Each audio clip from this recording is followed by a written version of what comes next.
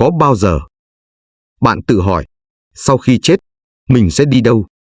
Có thật là sẽ đầu thai thành người khác, hay là ta chỉ lặng lẽ trôi giữa một nơi nào đó không ai gọi tên được? Nhiều người nói, cái chết là hết. Nhưng có những bóng người vẫn lảng vảng nơi góc nhà, vườn sau, dưới gốc cây cổ thụ. Như thể họ đang chờ một lời nhắn gửi cuối cùng. Đức Phật từng dạy, người chết không biến mất, họ chỉ chuyển sang một cảnh giới khác. Vấn đề là ta không nhìn thấy. Nhưng không thấy không có nghĩa là không có. Đây không phải là video để giải trí, không phải là chuyện để kể cho vui đêm khuya, và càng không phải để hù dọa ai cả. Đây là những lời cảnh tình từ 8 cuốn kinh Phật cổ xưa, từng bị quên lãng, chôn vùi trong tháp cũ, chùa hoang, nhưng lại có khả năng dẫn đường cho linh hồn trong khoảnh khắc rời khỏi thân xác. Mỗi cuốn kinh là một cánh cửa. Mỗi cánh cửa mở ra một thế giới. Nơi đó có người từng sống lại sau 30 phút ngừng tim. Có người nói tiếng Hán cổ mà chưa từng học. Có người nhìn thấy chính mình bị thiêu trong giấc mơ cuối đời. Phật giáo không chỉ có kinh Kim Cang, kinh Pháp Hoa, mà còn có những bản kinh bị lãng quên. Vì nội dung của chúng quá thật, quá dữ dội, quá khó nghe. Có bản kinh mô tả tỉ mỉ từng tầng địa ngục. Có bản lại dạy cách thoát khỏi thân chung ấm trong vòng 49 ngày. Có bản chỉ cần đọc lên cũng khiến người âm rơi lệ. Và hôm nay, tôi sẽ cùng bạn mở từng trang cổ đó ra. Từ những bản kinh như Du Già Bồ Tát Địa, Bách Dụ, Địa Tạng Bản Nguyện, cho đến kinh Thập Lục Quán, mỗi cuốn đều mở ra một cánh cửa cho linh hồn. Đây là tài liệu hiếm hoi. Các kinh này được giữ lại trong Tạng Đại Thừa từ hàng ngàn năm trước, từng được các bậc cao tăng Trung Hoa và Việt Nam như Ngài Huyền Trang, Khương Tăng Hội trì tụng, nhưng đến nay không mấy ai còn đọc. Mỗi cuốn kinh ấy sẽ đưa bạn đến một câu chuyện, một linh hồn, một bài học, đôi khi trả bằng cả kiếp người. Nếu bạn sẵn sàng bước qua cánh cửa đó cùng tôi, xin mời nhấn thích, chia sẻ và đăng ký kênh Bí mật Nhân Quả để không bỏ lỡ những bí mật sâu thẳm nhất giữa sống và chết. Và giờ, hãy bắt đầu từ cuốn kinh đầu tiên. Một cuốn kinh mà chính linh hồn một người vừa chết đã nhờ nó để nói ra lời cuối cùng với người còn sống. Một lời khiến cả ngôi làng phải thức tỉnh.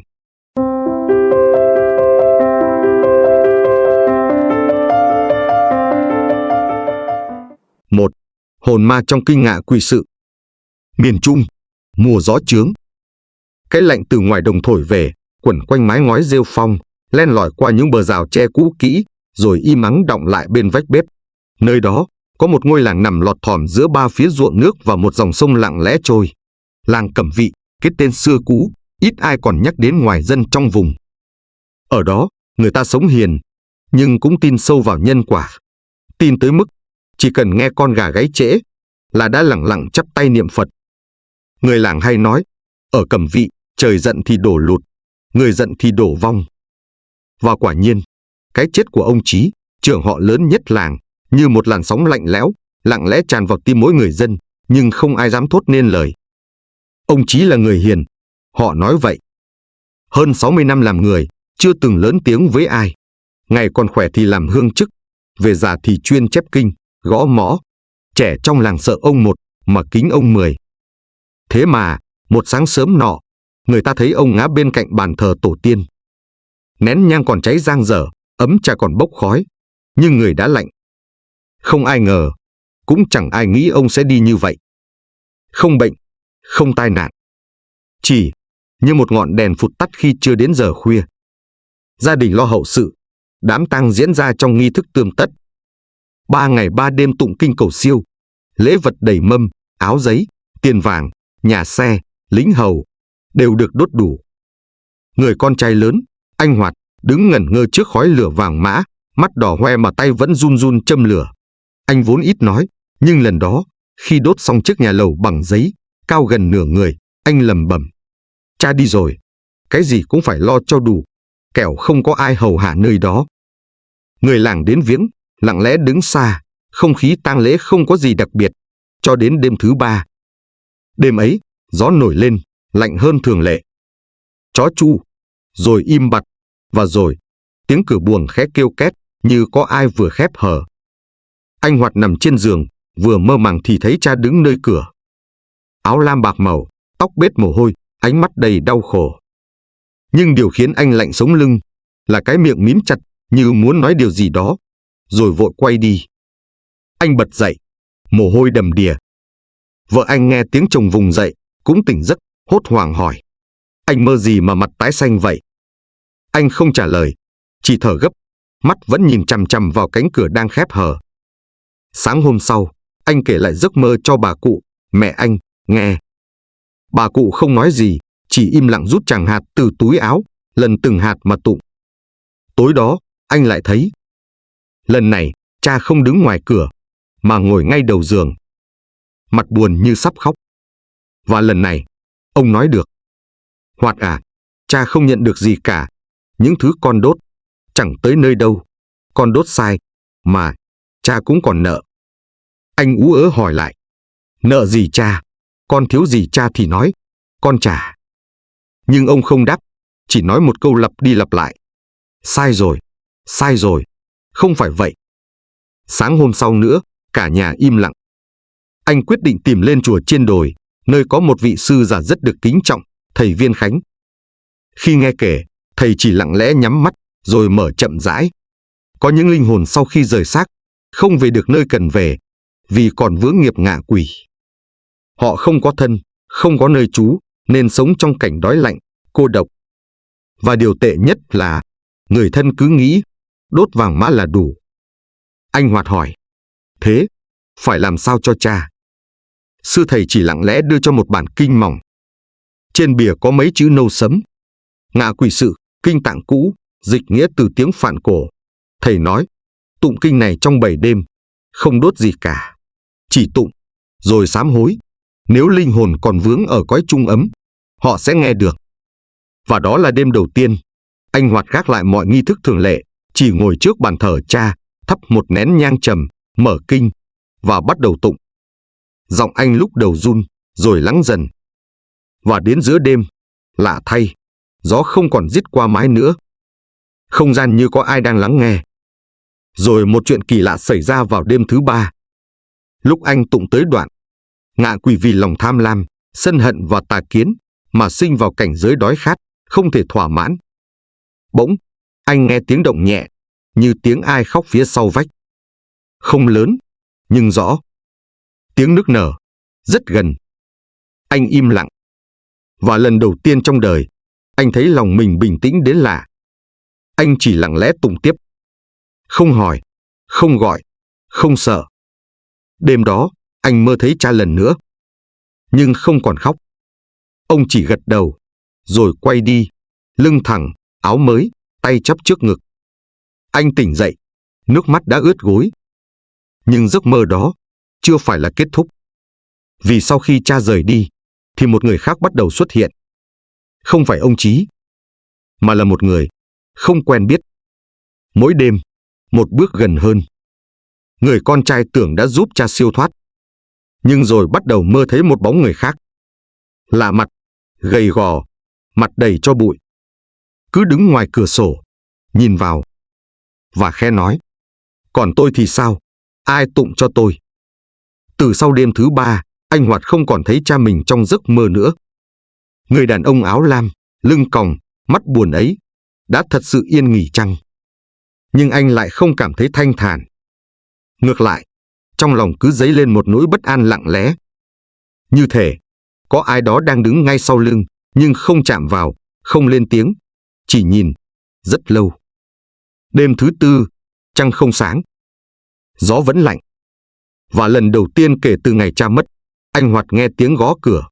Vào đúng giờ tí, 3 tiếng, chậm rãi, lạnh đến buốt gáy. Anh không dám mở cửa, chỉ hé rèm, nhìn ra sân. Không ai cả. Chỉ thấy một tàn tro nhỏ còn âm ỉ ngay bậc thềm. Không ai trong nhà đốt gì tối đó. Và rồi, từ hôm ấy, mỗi đêm tụng kinh, anh đều thấy có một cái bóng đứng ngoài cửa sổ. Không rõ mặt, chỉ thấy cái cổ nghiêng lệch và ánh mắt như cho nguội, nhìn xoáy thẳng vào từng câu kinh anh đọc. Tới đêm thứ 6, Khi tụng đến đoạn, ngạ quỷ có thân hình khô gầy, bụng lớn, cổ nhỏ, miệng phun lửa, luôn bị thiêu đốt từ bên trong bởi lửa của tham dục và sân hận. Đèn dầu tự dưng tắt phụt. Không gió, không va chạm, chỉ tắt, và trong khoảnh khắc đó, anh Hoạt nghe tiếng thở hổn hển ngay sau lưng. Không phải tiếng thở người sống, mà dồn dập, nặng nề, nghèn nghẹn, như tiếng ai đó bị bóp cổ mà vẫn cố hít thở. Anh không quay lại, chỉ siết chặt chuỗi tràng hạt trong tay và lẩm nhẩm đọc tiếp kinh. Giọng run nhưng không ngưng.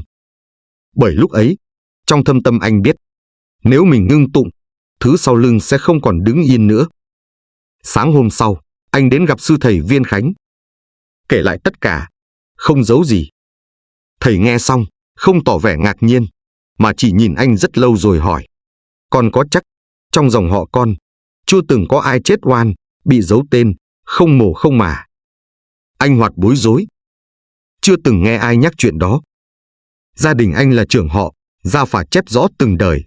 Nhưng, chiều hôm ấy, anh đem lòng hoài nghi về nhà, lần đầu mở cuốn gia phả tổ. Trang giấy cũ, chữ nho đã nhòe mực. Lật đến đời ông Cố, ông Sơ. Anh thấy một khoảng trống kỳ lạ giữa hai thế hệ. Một tên bị gạch chéo, không chú thích, không năm sinh, không ngày mất. Anh hỏi mẹ, bà im lặng rất lâu. Rồi chỉ buông một câu. Đó là, bác ruột của cha mày, ngày xưa, bị dân làng nghi là kẻ trộm mộ, lấy đồ tùy táng, bị đánh tới chết. Xác không chôn, họ bên kia từ mặt. Tổ họ, lặng lẽ bỏ tên khỏi gia phả. Câu nói ấy, như đổ nguyên một chậu nước lạnh vào tim anh. Bởi ngay đêm đó, bóng người ngoài cửa sổ, đã không còn đứng yên. Đêm thứ 7, lần tụng kinh cuối cùng, anh bày đàn đơn giản như thầy dặn, chỉ một ly nước, một ngọn đèn, một chén cơm trắng. Khi vừa bắt đầu tụng, đèn chớp tắt 3 lần, rồi ánh lửa vàng sẫm đứng im như đông cứng. Và rồi, anh nghe rõ tiếng bàn thờ rung lên khe khẽ. Chuỗi tràng hạt tự xoay nhẹ trên mặt gỗ. Tiếng mõ, dù không ai gõ, vẫn kêu cốc, cốc, cốc, từng nhịp. Anh không ngừng tụng. Lần đầu tiên, anh tụng không vì cha, mà vì một người không có tên trong nhà. Không có ảnh trên bàn thờ. Không có mộ giữa nghĩa địa. Và đêm ấy, trong mơ, người đàn ông cổ lệch, mắt âm u, bước vào sân. Nhưng lần này, không nhìn anh nữa. Chỉ cúi đầu, hai tay chắp lại, và từ từ tan vào trong làn khói mỏng. Sáng hôm sau, anh dậy sớm, viết thêm một trang vào cuối cuốn gia phả. Kẻ vô danh, đã siêu, nguyện không quên. Và lần đầu tiên, anh cảm thấy lòng nhẹ, nhẹ đến lạ. Nhưng anh không ngờ. Một tuần sau đó, người trong làng bắt đầu mơ, cùng một giấc mơ. Một giấc mơ có một ngôi mộ chưa từng được chôn. Và trong đó là tiếng gọi, không phải từ người thân, mà từ những linh hồn đã từng bị lãng quên bởi chính những nghi thức sai lầm của người sống. Khi ta tưởng rằng một linh hồn đã siêu thoát, đôi khi chỉ là một trong số họ. Còn rất nhiều người khác, vẫn quanh quẩn, vẫn đói, vẫn lạnh. Vì người sống, vẫn chưa hiểu đúng cách để cúng dường, để tụng niệm, để siêu độ. Và chính những sai lầm ấy, đang tạo ra một thế giới, nơi vong linh tụ tập, gọi tên người thân, trong tuyệt vọng. Sau sự kiện ấy, anh Hoạt không còn nằm mơ thấy gì nữa. Không là cha, không là người đàn ông cổ lệch, không có bóng trắng, không có gõ cửa lúc nửa đêm. Chỉ là một giấc ngủ sâu lạ thường, như thể sau bao nhiêu đêm chông chênh giữa âm và dương, cuối cùng anh cũng được trả về phía người sống. Nhưng câu chuyện chưa kết thúc ở đó. Bởi từ sau lần tụng kinh ngạ quỷ sự, một điều kỳ lạ lan ra khắp làng. Những người từng đến đám tang ông Chí, từng đứng gần bàn thờ, từng đốt vàng mã, đều nằm mơ thấy người lạ. Không phải cùng một người, nhưng cùng một kiểu. Gầy gò, miệng há, mắt trợn, bụng phình to, cổ nhỏ như ngón tay. Và trong mơ, người ấy chỉ nói một câu duy nhất. Tôi vẫn đói, tôi vẫn lạnh, tôi chưa đi được. Người làng hoang mang, có người cho rằng oan hồn chưa siêu, có người nghi gia đình ông Chí làm lễ sai. Nhưng rồi, bà Năm Bán Nhang, một người già sống gần chùa, nói ra một điều khiến cả làng phải giật mình. Chuyện không phải ở nhà ông Chí, mà là ở tất cả chúng ta. Chúng ta sống, mà không hiểu chết, cúng mà không hiểu người nhận, đốt mà không hiểu nơi đến. Vậy thì có khác gì đưa cơm cho người đã bị bịt miệng đâu. Anh Hoạt trở lại chùa, gặp lại thầy Viên Khánh. Lần này không hỏi, không xin kinh, chỉ muốn ngồi nghe. Thầy kể cho anh nghe một đoạn trong Kinh Ngạ Quỷ Sự mà phần lớn người đọc không để ý. Kẻ khi sống lấy của bất nghĩa, nói lời ác khẩu, gieo rắc si mê, khi chết sẽ sinh làm ngạ quỷ. Họ thấy người thân cúng tế, đốt đồ, lập mâm, nhưng không chạm được, không nếm được, không sưởi được. Bởi vì người cúng chỉ dùng hình thức, không có tâm, không có chánh kiến. Anh Hoạt cúi đầu. Nghĩ lại những năm tháng trước, mỗi mùa Vu Lan anh vẫn đốt xe giấy, nhà giấy, thậm chí điện thoại giấy cho cha mẹ đã khuất, nhưng chưa từng một lần tụng kinh bằng cả tấm lòng. Và giờ anh hiểu, người chết không cần điện thoại, họ cần ánh sáng. Không cần tiền âm phủ, họ cần lòng thành. Không cần đốt hình, họ cần tụng lời. Rồi có một đêm, anh nằm mơ, không có người chết, không có ma quỷ. Chỉ là một cánh đồng trống. Gió thổi nhẹ, trời chạng vạng. Giữa đồng có một bàn thờ đơn sơ bằng tre, có một ngọn đèn nhỏ đang cháy. Ngồi bên đó là một đứa bé gầy trơ xương, đôi mắt đen nhánh. Nó không nói gì, chỉ đưa tay chỉ vào ngọn đèn, rồi mỉm cười. Và khi anh tỉnh dậy, anh biết mình phải làm gì. Anh trở thành người tụng kinh trong làng. Mỗi khi có người mất, dù là quen hay lạ, giàu hay nghèo, anh đều đến, xin được tụng một thời Kinh Ngạ Quỷ Sự, không lấy lễ, không đòi ơn. Anh bảo, tôi từng thấy người chết, đói đến mức không còn hình dạng. Tôi không muốn ai phải chịu cảnh đó, chỉ vì người sống không hiểu.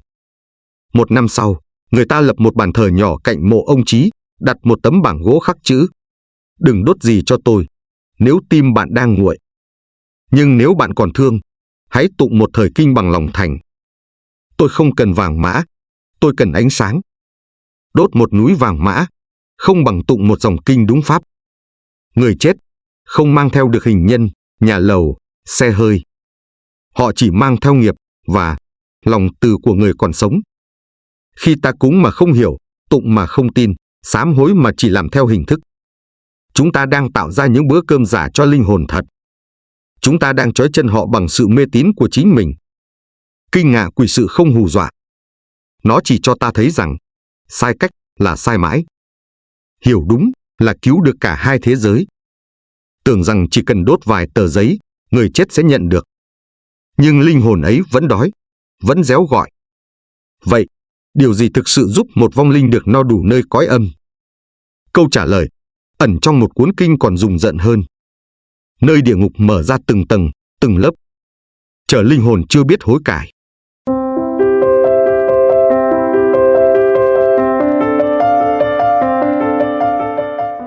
Hai, địa ngục mở ra trong kinh Địa Tạng. Bệnh viện Quảng Nam, mùa mưa năm 2002. Hành lang dài, ánh đèn huỳnh quang vàng vọt, hơi thuốc khử trùng thoảng trong gió. Tiếng giày bác sĩ bước vội, tiếng ho khan đứt đoạn và tiếng thở dốc như từ một cõi khác vọng lại. Phòng bệnh số 5, khu hồi sức cấp cứu, lúc đó chỉ còn một tấm thân già bé nhỏ đang nằm lặng lẽ dưới tấm khăn trắng vừa được phủ lên. Tên bà là Lải, 72 tuổi, quê ở Đại Lộc. Một cơn tai biến ập đến không báo trước. Chỉ mới sáng nay bà còn cười nói với con cháu khi ăn cơm. Đến trưa, đột quỵ, mất tri giác. Và đến 16 giờ 22 phút, bác sĩ ghi rõ, ngừng tim, không phản ứng thần kinh. Tấm khăn trắng ấy phủ lên một đời lam lũ. Phủ lên một người mẹ từng gồng lưng nuôi chồng bệnh, nuôi con nhỏ, từng đội mưa gánh rau, từng lấy máu mình cứu đứa út năm 1986 khi nó sốt xuất huyết không còn ai hiến. Bà chưa kịp nhìn đứa cháu nội mới chào đời. Và người thân khóc trong lặng thầm. Không ai ngờ rằng, 8 phút sau, bà bật dậy. Không có tiếng sấm. Không có luồng sáng nào chiếu rọi. Chỉ là cái bóng trắng im lìm kia, chợt run nhẹ. Rồi từ từ ngồi dậy. Mắt nhắm nghiền. Hai hàng nước mắt lăn xuống má. Và câu đầu tiên bà nói là: đừng để con mình lạc xuống địa ngục như tôi. Mọi người hoảng loạn, có người hét lên, có người bỏ chạy. Y tá đứng sững, làm rơi cả hồ sơ bệnh án. Bà không nhìn ai, chỉ khóc, rồi ngất lịm. Đến khi tỉnh lại, bà lại không còn nói được nhiều. Giọng khàn đặc, đôi khi lẫn lộn, đôi khi rành mạch đến kỳ lạ. Bà kể rằng, sau khi ngưng tim, bà thấy mình đứng giữa một cánh đồng tối. Không có trời, không có đất. Chỉ là một lớp xương đen như nhựa đặc trùm lên mắt. Mỗi bước chân bà đi là tiếng rên vang lên từ lòng đất. Rồi, có thứ gì đó bắt đầu bò ra. Không phải người, không phải thú.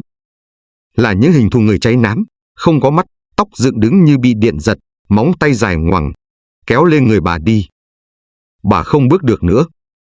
Chân dính bùn, mỗi khi bà la lên, tiếng la ấy dội vào đầu như lưỡi dao. Người đầu tiên bà gặp là mẹ ruột. Bà thấy mẹ mình đang nằm trong lò lửa, bị trói bằng dây sắt nung đỏ. Mỗi lần bà la lên gọi, mẹ ơi, là ngọn lửa bốc cao hơn, thiêu rụi mái tóc bạc mà bà vẫn nhớ. Mẹ bà không đáp, chỉ rên một tiếng, tội sát sinh, để nuôi mày, giờ tao trả. Và bà biết đây không phải giấc mơ, bởi bà cảm thấy đau, thật sự. Mỗi lần ánh lửa liếm qua da, bà cảm thấy nó đang đốt cháy cả tâm trí mình. Rồi bà thấy một vị mặc áo đỏ, tay cầm tích trượng có 12 khoen. Gương mặt sáng như trăng nhưng nghiêm nghị như núi. Không nói, không trách, chỉ đưa tay ra. Và khi bàn tay ấy chạm vào trán bà, mọi thứ xung quanh tan thành tro. Một luồng sáng xuyên qua bầu trời âm u. Và bà rơi xuống, rơi mãi, cho đến khi bật dậy trong phòng bệnh. Đó là lúc bà nói câu đầu tiên. Đừng để con mình lạc xuống địa ngục như tôi. Không ai hiểu hết ý bà lúc ấy. Họ nghĩ bà mê sảng do não thiếu oxy. Nhưng ánh mắt bà không phải của người vừa lạc về từ cõi chết, mà là ánh mắt của người vừa nhìn thấy một nơi không dành cho lời nói. Và kể từ ngày ấy, bà không ăn thịt nữa, không xem tivi, không nói chuyện tào lao, không nói lớn tiếng với ai. Bà chỉ đọc kinh, suốt ngày, suốt đêm. Và cuốn kinh duy nhất bà đọc là kinh Địa Tạng Bản Nguyện. Một ngày, đứa cháu nội 4 tuổi chạy đến bà, hỏi, bà ơi, địa ngục là gì? Bà không trả lời ngay. Chỉ ôm đứa bé vào lòng, khẽ nói, là nơi mà nếu con xuống đó, thì bà thà chết lần nữa để kéo con ra. Bà cụ ấy không chỉ thấy địa ngục, bà thấy cả những gương mặt quen thuộc đang bị đày đọa trong đó. Có người thân, có người từng hại bà, và có cả một người trong chính gia đình mình đang gào khóc trong lò lửa mà không ai hay biết. Và suốt nhiều năm sau, bà không nói về điều đó với ai. Cho đến khi người con út bắt đầu có những biểu hiện lạ. Và bí mật bà giữ trong lòng suốt 2 thập kỷ, cuối cùng cũng bị lộ ra. Nhiều năm sau cái ngày bà lại sống lại, người ta đã quen dần với hình ảnh một bà cụ ngồi tụng kinh dưới ánh đèn dầu, bên cạnh bát cơm chay, mảnh giấy khói chưa đốt và một quyển kinh luôn được đặt ngay ngắn, kinh Địa Tạng Bản Nguyện. Người trong làng gọi bà là bà sám hối. Không ai còn hỏi gì về chuyện 8 phút lạ lùng kia. Nhưng cũng không ai ngờ rằng, một đêm cuối năm, bà lại bắt đầu kể. Hôm đó, trời mưa rầm. Tiếng mưa như tiếng ai rơi nước mắt ngoài hiên. Bà ngồi trông đứa cháu út ngủ say rồi lặng lẽ bảo cô con dâu. Hồi đó mẹ xuống dưới, mẹ không chỉ thấy mẹ mình. Mẹ thấy cả họ nhà mình. Cô con dâu ngạc nhiên, định hỏi, nhưng bà xua tay. Mắt nhìn xa xăm, giọng run run. Họ đang bị hành hình, từng người, một nơi riêng, không ai giống ai, vì nghiệp ai cũng khác. Rồi bà kể lại, từng tầng địa ngục, như thể vừa mới từ đó bước lên. Địa ngục thứ nhất, hàn băng. Ở đó không có lửa, nhưng cái lạnh cắt xương, như từng mũi dao nhỏ cắm vào từng thớ thịt. Người ở đây mặc áo mỏng như xương, ngồi ôm đầu rên rỉ. Mỗi khi ai nhúc nhích là băng từ mặt đất trồi lên như trông, xuyên qua gót chân. Bà thấy một người đàn ông lớn tuổi, giống ông nội, bị đóng băng đến mức răng gãy nát, lưỡi dính chặt vào vòm họng. Trên tay ông vẫn cầm một cuốn sổ đỏ đã nhàu nát. Bà hiểu, đó là nghiệp vì chiếm đất tổ, tranh chấp với anh em khi còn sống. Địa ngục thứ hai, kéo lưỡi. Nơi đó, tiếng la như tiếng lợn bị chọc tiết. Mỗi linh hồn bị 2 quỷ tốt kẹp lưỡi, kéo dài đến tận rốn, rồi dùng cưa sắt cắt ngược lên. Bà nhận ra một người phụ nữ, chính là người hàng xóm cũ, nổi tiếng khẩu nghiệp, từng vu oan, đơm đặt, chia rẽ bao gia đình. Máu đen trào ra từ miệng, nhưng vẫn không chết. Cứ cắt, mọc lại, rồi cắt nữa. Vì lời nói là một dạng dao. Khi sống dùng dao chém người, chết đi phải chịu dao cắt lưỡi mình. Địa ngục thứ 3, nuốt sắt cháy. Một nơi hừng hực đỏ như lò nung. Ngạ quỷ bị bắt nuốt những viên sắt nóng chảy, mỗi viên trôi qua cổ là từng lớp da bong ra, tiếng kêu nghe như sắt quẹt vào đá. Người trong đó, bà không biết tên, nhưng thấy rõ dáng của một ông chú từng buôn bán thực phẩm bẩn, hám lời mà bất chấp. Mỗi tiếng nuốt là một tiếng trẻ con khóc văng vẳng đâu đó. Chúng là những đứa bé ăn đồ ông bán, mà sinh bệnh. Địa ngục thứ 4, rắn độc. Ở nơi này, cả mặt đất là xác rắn, nhưng chúng vẫn còn sống. Chúng quấn chặt từng người, luồn qua tai, mũi, miệng, cắn từ trong ra ngoài. Người bị trừng phạt là một người anh họ bên chồng bà, từng làm nghề giết rắn, bắt rắn về ngâm rượu, giao bán với lời quảng cáo bổ thận tráng dương. Bà thấy, có những con rắn là chính những con ông từng giết, chúng nhớ mặt ông. Mỗi cảnh giới, không giống nhau. Nhưng đều có chung một điều, người trong đó đều từng quen biết bà. Người họ hàng, người láng giềng, người từng mời cơm. Những linh hồn bà nghĩ là đã mất, thật ra chỉ là vừa rời xác và đang bị nghiệp dẫn đi. Cô con dâu ngồi nghe mà tái mặt, không biết nên tin hay không. Nhưng khi bà lại kể đến chi tiết của từng người, kể đúng đến nốt ruồi sau gáy, dị tật ở tay, cách họ chết, thì cô không thể không run. Và rồi, bà cụ khẽ khàng nói, trong đó còn một người mà mẹ chưa bao giờ dám nhắc, vì nó liên quan đến đứa con út. Rồi bà ngừng. Lâu thật lâu. Chỉ còn tiếng tụng kinh rì rầm, tiếng mưa rơi xuống mái ngói, như rửa bớt phần nào nỗi sợ đang dâng lên từng chút. Người mẹ ấy thấy rõ địa ngục không phải nơi ai khác dựng nên, mà là tâm người tạo ra. Và khi tâm còn oán, còn hận, còn tham, thì dù chưa chết, ta cũng đang đứng giữa địa ngục. Nhưng bà chưa kể hết. Bởi trong những năm cuối đời, bà mới tiết lộ một sự thật. Một điều bà giữ kín suốt hơn 20 năm, vì liên quan đến một lời thề sai lầm và một đứa con đang trả nghiệp thay mẹ mà không hề hay biết. Đêm hôm đó, bà lại không ngủ. Ngoài hiên, trong bị mây che kín, gió thổi qua hàng cau kêu vi vu như tiếng ai thở dài. Cô con dâu ngồi bên, tay siết chặt chuỗi hạt. Bà cụ nhắm mắt, mất rất lâu mới mở lời. Ngày xưa, khi thằng út bệnh nặng, người ta bảo mẹ phải làm một lời thề. Rằng nếu nó sống, mẹ sẽ làm tất cả để giữ nó bên mình, dù có phải đánh đổi cả phần âm đức. Giọng bà nghẹn lại. Mẹ không biết, lời thề đó lại trở thành sợi dây trói con mình vào cảnh giới của những linh hồn chưa được siêu. Người con út tên Thắng, sinh năm 1986. Từng một lần sốt cao, nằm viện cả tháng, tưởng như không qua khỏi. Ngày ấy, một bà thầy cũng đã bảo, nếu muốn giữ mạng nó, phải cắt duyên âm, phải giữ hồn nó lại, không cho hồn thoát khỏi xác. Bà lại khi ấy chưa biết Phật Pháp, chỉ biết con mình đang hấp hối. Và bà đã làm. Cắt máu tay, hòa với nước lá ngải, vẽ bùa vào gối. Rồi đứng giữa đêm, thề với đất trời. Nếu thằng Thắng sống, thì kiếp này, con xin gánh hết nghiệp của nó. Dù con có phải chết thay, cũng được. Và nó sống thật. Tỉnh lại sau 3 ngày, như một phép màu. Nhưng từ năm 17 tuổi, Thắng bắt đầu mơ thấy những điều kỳ lạ. Mơ thấy mình bị dìm xuống ao. Mơ thấy có người đàn bà tóc xóa, mặt đen nhẻm, gọi. Mày mắc nợ, trả đi. Thắng hay lên cơn co giật giữa đêm. Y học gọi là rối loạn thần kinh. Nhưng bà lại biết, đó không phải chuyện của não. Đó là chuyện của nghiệp. Mỗi lần như vậy, bà lặng lẽ tụng kinh Địa Tạng, khấn thầm, xin cho nó trả nhẹ, xin cho nghiệp lực dừng lại ở mẹ. Và rồi một ngày, Thắng bỏ nhà đi. Không để lại thư, không mang theo tiền. 2 năm sau, có người gặp nó trong một am nhỏ ở Kon Tum. Đầu trọc, áo lam, sống như một người tu không thầy. Nó không nhận ai. Không khóc, không nói. Chỉ cười hiền, rồi lặng lẽ tụng từng dòng kinh. Chúng sinh nơi địa ngục, vì mê lầm mà vào, vì tỉnh ngộ mà thoát. Bà lại nghe kể xong, chỉ gật đầu. Rồi lấy ra một bức thư đã ố vàng. Là thư Thắng viết, nhờ người mang về. Mẹ, con mơ thấy mẹ bị thiêu, vì cứu con. Nhưng con cũng thấy mẹ rơi nước mắt khi nhìn con sống mà không có hồn. Con không trách mẹ, nhưng con không muốn ai gánh nghiệp cho con nữa. Nếu có thể, con xin đi trước, để học cách tự gỡ sợi dây ấy. Mẹ đừng tụng cho con siêu thoát. Mẹ hãy tụng, để chính mẹ được yên. Từ đó về sau, bà không còn tụng kinh cho người đã khuất, mà tụng cho người sống. Tụng để những bà mẹ đang vì thương con mà thể sai, được tỉnh ngộ.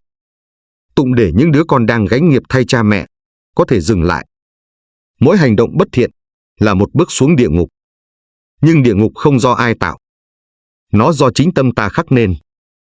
Tâm oán sinh địa ngục sắt. Tâm tham sinh địa ngục lửa. Tâm si sinh địa ngục tối. Và tâm yêu thương mù quáng sẽ sinh ra một nơi gọi là địa ngục đẹp.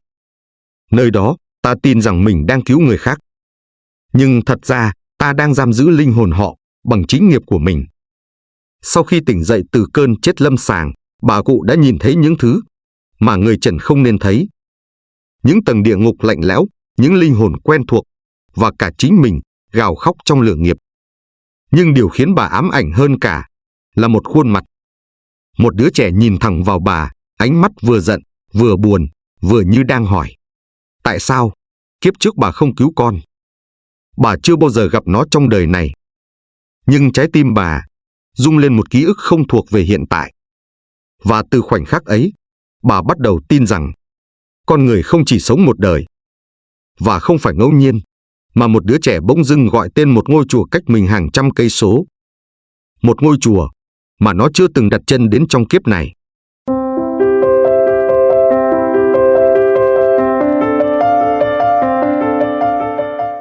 Ba, tiếng gọi từ kiếp trước, Kinh Du Già Bồ Tát Địa.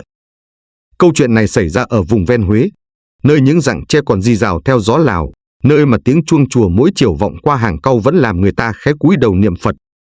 Gia đình bé gái tên là Ánh Nhi, mới 8 tuổi, học lớp 3 ở trường làng. Ba mẹ là công nhân, sống giản dị trong căn nhà cấp 4 sát bờ sông, cuộc sống không dư dả nhưng đầm ấm. Bé Nhi không phải đứa trẻ đặc biệt gì, không học giỏi xuất chúng, cũng không yếu ớt bệnh tật. Cho đến một ngày tháng 3, trời đổ mưa sớm, và một cảnh tượng kỳ lạ xảy ra. Chiều hôm đó, cả nhà đang ăn cơm thì TV chiếu chương trình lễ Phật ở chùa Từ Hiếu, một đoạn phim tài liệu về lịch sử các ngôi cổ tự ở miền Trung. Mọi người ăn uống như thường.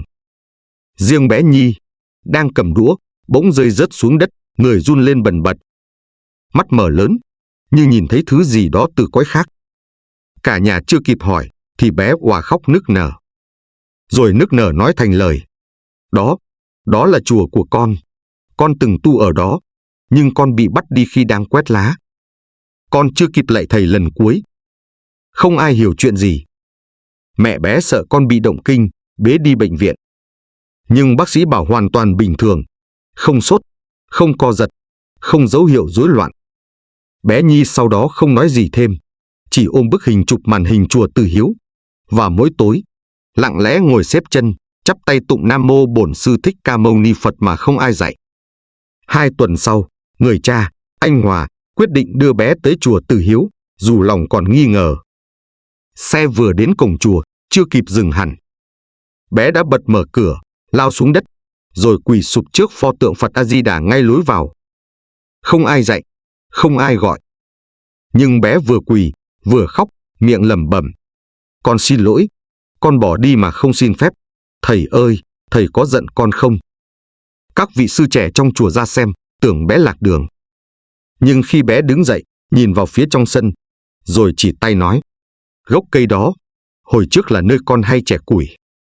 Nhà bếp ở mé kia, mỗi ngày con quét từ hiên trước vào trong, lạy thầy 3 lạy. Mọi người chết lặng. Không chỉ vì bé nói không sai một chi tiết, mà còn vì nơi bé chỉ là nơi ở cũ của thầy trụ trì đời thứ 5, đã viên tịch hơn 40 năm trước. Một vị sư lớn tuổi, hòa thượng trụ trì hiện nay, sau khi nghe kể, liền mở sổ gốc, dò theo tên gọi. Trong đó, ghi rõ: Sari Pháp danh Tâm Hải, mất tích năm 1968, không rõ nguyên nhân, tuổi lúc ấy, 13. Bé Nhi khi được hỏi: con biết pháp danh của con kiếp trước không? Cô bé ngẩng lên, ánh mắt tỉnh táo đến lạ.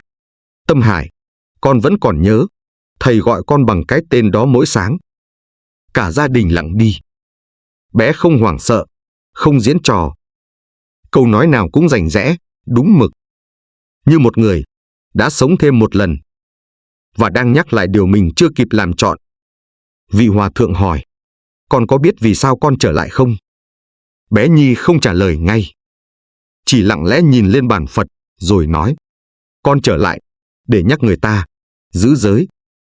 Vì con đã thấy, khi chết đi mà không giữ giới, sẽ trần truồng giữa dòng sinh tử. Và chính từ khoảnh khắc đó, một cuộc hành trình tâm linh bắt đầu. Không phải để chứng minh đầu thai, mà để tìm lại ngọn đèn giới luật giữa thời đại u mê. Từ sau hôm đó, bé Ánh Nhi cứ mỗi chiều lại ngồi trước bàn Phật trong phòng, thắp một nén nhang, tụng một bài kệ ngắn. Không ai dạy, không ai ép. Bé tự làm như thể đã sống với thói quen ấy từ lâu lắm rồi. Có những lúc bé ngồi bất động hàng giờ, mắt nhìn xa xăm. Không phải như đứa trẻ mơ mộng, mà như một người đang dõi theo những cảnh giới không thuộc về cõi này. Một tối, sau khi tụng xong, bé khẽ nói với mẹ, con không thích mùa thu. Vì mùa thu năm đó, con quét sân chùa, lá rụng đầy, nhưng chưa kịp gom hết. Thì họ tới. Họ? Ai là họ? Mẹ hỏi, bé không trả lời. Mắt rơm rớm, rồi khẽ nói như người lớn. Họ không phải người xấu, nhưng họ đói. Đói đến mức nhìn con như một thứ gì đó phải mang đi.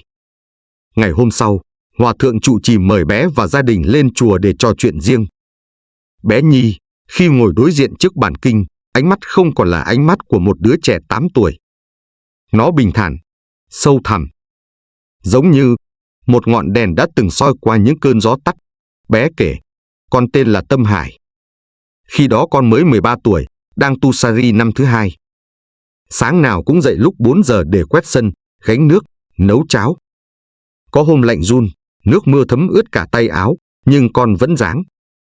Thầy bảo, giữ giới là giữ mình, không ai giữ dùm con được. Con ghi lòng. Rồi bé hít một hơi, nhắm mắt. Chiều hôm đó, con đang quét lá ở sân sau. Thì có 3 người đàn ông đến. Họ hỏi con có phải người miền Bắc trốn vào không? Con không hiểu gì, họ không đợi con trả lời. Một người bịt miệng, một người trói tay, một người kéo đi. Bé không kể tiếp, chỉ nói, tới khi con mở mắt ra lần nữa, con đã không còn là con nữa. Con thấy thân xác mình bị ném dưới một bụi chuối hoang. Bầy ruồi bu đầy, và lá khô vùi lấp từng chút một. Trong chùa Từ Hiếu, có một khu vườn sau từng được cải tạo thành vườn thuốc nam. Ít ai biết, xưa kia từng có một bụi chuối dại mọc sát tường. Vị hòa thượng lặng đi khi nghe bé nói đến nó. Vì ngày bé được đưa tới, bụi chuối ấy vừa được đào bỏ 3 hôm trước. Không ai nói cho bé điều đó. Không ai có thể biết. Trừ khi bé đã từng nằm dưới đó. Từ hôm ấy, bé không còn gọi là bé Nhi nữa. Hòa thượng gọi bằng pháp danh xưa, Tâm Hải. Và lạ thay, khi ai gọi Tâm Hải, ánh mắt bé sáng lên, giọng nhẹ như gió. Con chỉ xin ở lại vài hôm. Con không ở lâu được đâu. Vì kiếp này, con chỉ được phép mang theo một điều. Hòa thượng hỏi, là điều gì? Bé đáp, là giới. Trong Du Già Bồ Tát Địa, Đức Phật dạy. Giới là tấm áo không rách, là con đò không thùng, là ngọn đèn không tắt. Ai từng chỉ giới, dẫu chết rồi, vẫn mang theo mà không mất. Rồi bé kể, con từng giữ giới không nói dối, không ăn trộm, không sát sinh. Nhưng khi bị bắt đi, con đã thề sẽ trả thù. Chính câu thề đó làm con không siêu thoát. Bé cúi đầu, mắt rưng rưng. Giữ giới thì nhẹ như gió, nhưng phá giới rồi thề độc thì nặng như núi. Mẹ bé lặng lẽ ôm con, nhưng đôi tay run. Không phải vì sợ, mà vì cảm giác mình đang ôm một người không thuộc về kiếp này. Từ sau lần ấy, bé Nhi bắt đầu có những đêm không ngủ. Ngồi trước tượng Phật, bé không tụng kinh, mà chỉ lắng nghe. Tai khẽ nghiêng, mắt khép hờ. Và một lần, mẹ vô tình nghe bé thì thầm trong đêm, con đã trở lại. Nhưng liệu người ấy còn đang ở đâu đó trong thân xác của một kẻ chưa tỉnh? Liệu con có đủ thời gian để giúp họ giữ lại một đời nữa? Và rồi, có người xuất hiện trong chùa. một người đàn ông, chưa từng gặp bé, nhưng khi nhìn vào mắt bé, đã bật khóc. Người ấy từng giết một chú tiểu năm 1968. Nhưng ông không nhớ vì sao. Chỉ luôn bị giấc mơ ám ảnh. Một cậu bé mặc áo nâu, gương mặt thanh tịnh, bị kéo đi giữa sân chùa đầy lá vàng. Ông ấy xuất hiện vào một buổi sáng mưa. Tấm áo khoác cũ kỹ, đôi giày sũng nước, tóc bạc nhưng không gọn gàng như người lớn tuổi thường thấy. Ông đứng trước cổng chùa hồi lâu, không gọi, không gõ chuông. Chỉ nhìn vào bên trong, như đang đợi ai đó từ rất lâu. Hòa thượng trụ trì bước ra, nhận ra ông là người lạ, nhưng không xua đuổi. Chỉ khẽ mời vào uống trà. Và trong căn phòng khách nhỏ bên chùa, ông kể: tôi là người gốc Bắc, vào Huế năm 1967. Lúc đó còn trẻ, bị bắt đi lính. Một lần đóng trại gần đây, tôi được lệnh truy lùng những người khả nghi trong chùa. Tôi chỉ làm theo lệnh, nhưng có một đứa bé, không biết sợ. Nó cứ chắp tay chào tôi, dù tôi đã dí súng vào đầu nó. Ông ngừng lại, nhìn xuống chén trà. Tôi không biết mình đã bóp cò chưa. Chỉ nhớ, đêm hôm đó, tôi không ngủ được. Và từ đó đến giờ, hơn 40 năm, tôi cứ thấy giấc mơ lặp đi lặp lại. Một đứa bé mặc áo nâu, tay cầm chổi quét lá, bị kéo đi giữa sân chùa. Mắt nó không oán, chỉ buồn. Hòa thượng lặng thinh, rồi dẫn ông đến trai đường, nơi bé Nhi đang cùng các sa ri nhỏ tụng giới luật. Ông đứng lặng sau cánh cửa. Và khi ánh mắt ông chạm vào ánh mắt bé, cả hai cùng bật khóc. Không cần lời giải thích, không cần nhận diện. Chỉ là hai linh hồn đã từng bị trói vào nhau bằng một viên đạn, giờ gặp lại bằng một tiếng niệm Phật. Tối hôm đó, ông xin được ngủ lại chùa. Không nằm giường, không mở đèn. Chỉ trải chiếu giữa chánh điện, kê đầu lên áo tràng cũ và thiếp đi dưới bóng tượng Phật mờ nhòe ánh nến. Gần sáng, người ta thấy ông ngồi thẳng lưng, không động đậy. Tim đã ngừng đập. Trên tay ông là một dòng chữ ghi bằng bút chì, run rẩy: tôi xin giữ lại giới. Không mang theo gì khác. Mong người kia được yên. 3 ngày sau, lễ cầu siêu diễn ra trong im lặng. Không trống, không chuông. Chỉ có tiếng tụng đều đều từ bé Nhi, từ hòa thượng, từ những người không biết ông là ai, nhưng cảm được cái gì đó đã nhẹ đi trong gió. Và đêm đó, khi mẹ bé hỏi: con còn nhớ kiếp trước không? Bé lắc đầu, mỉm cười. Con nhớ rằng đã có một người từng xin lỗi bằng cả mạng sống. Còn lại, con chỉ muốn học giới, cho thật giỏi thôi. Tâm thức không mất, chỉ chuyển cảnh. Giới là áo giáp duy nhất còn nguyên vẹn khi linh hồn rời khỏi xác thân. Không cần đợi kiếp sau để trả nợ. Người biết ăn năn, thì dù từng gieo tội, vẫn có thể chết trong ánh sáng. Ở huyện Phú Vang, cách chùa Từ Hiếu không xa, có một căn nhà ngói cũ, xây từ thời Pháp thuộc. Nơi đó từng là trường học cũ, rồi bệnh xá dã chiến, sau đó bỏ hoang hàng chục năm. Người ta kể, đêm nào cũng có tiếng bước chân lẻ loi đi trên mái ngói. Mỗi khi mưa xuống, lại có một bóng trắng thấp thoáng nơi bậu cửa, lặng lẽ nhìn vào phòng người ngủ. Ban đầu ai cũng nghĩ là ảo giác. Cho đến khi một cô gái sinh viên thuê trọ ở đó đã để lại dòng nhật ký cuối cùng trước khi biến mất. Tôi đã thấy người đó không phải ma, mà là một linh hồn, còn đang học đạo giữa lằn ranh đúng, sai. Họ không biết mình đã chết, vì chưa có ai chịu nói thật với họ về một câu trong Kinh Tứ Thập Nhị Chương.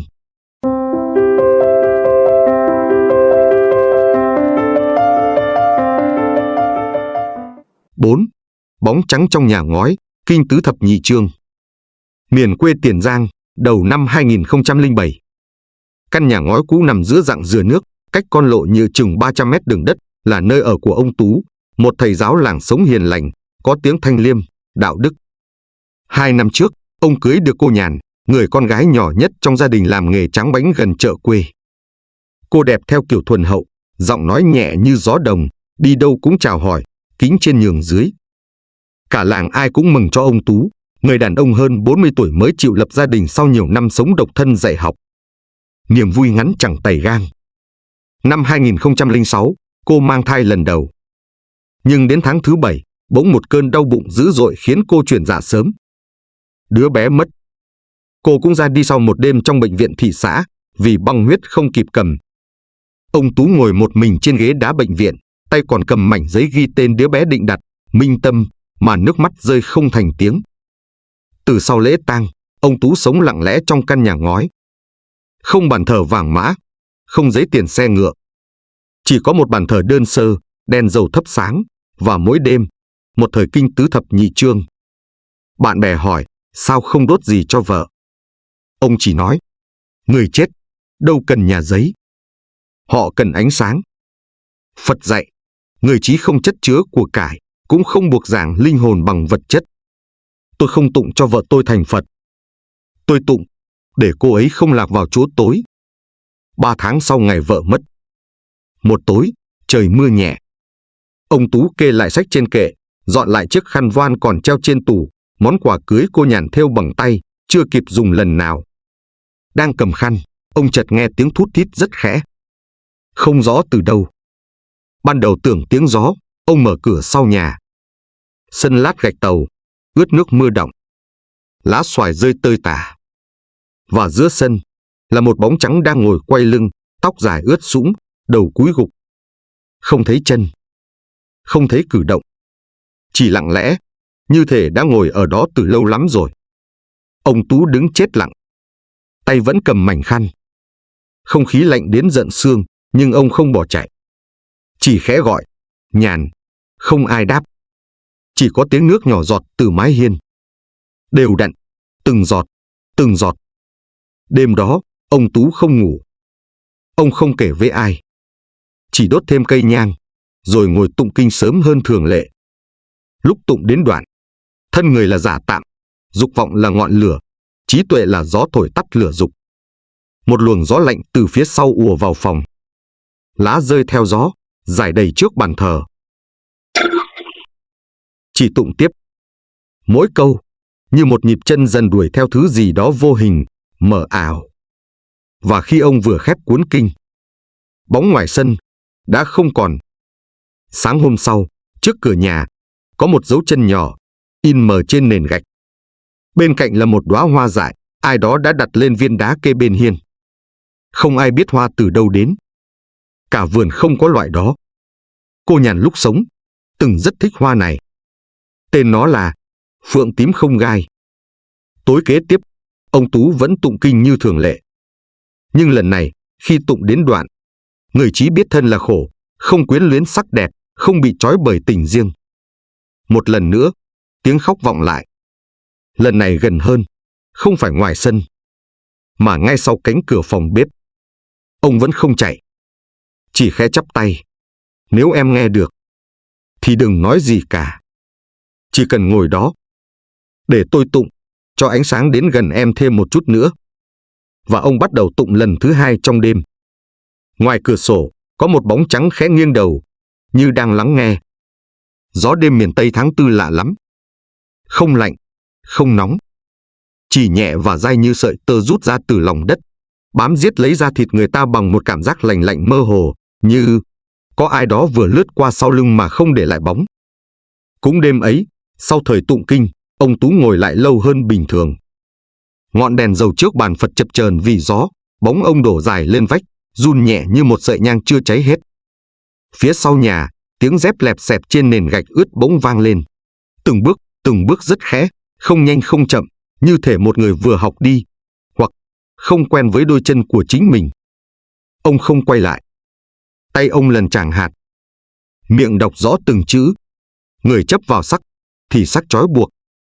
Người hiểu sắc là không, thì giải thoát từ ngay trong nhìn thấy. Câu vừa dứt, tiếng bước chân cũng ngưng.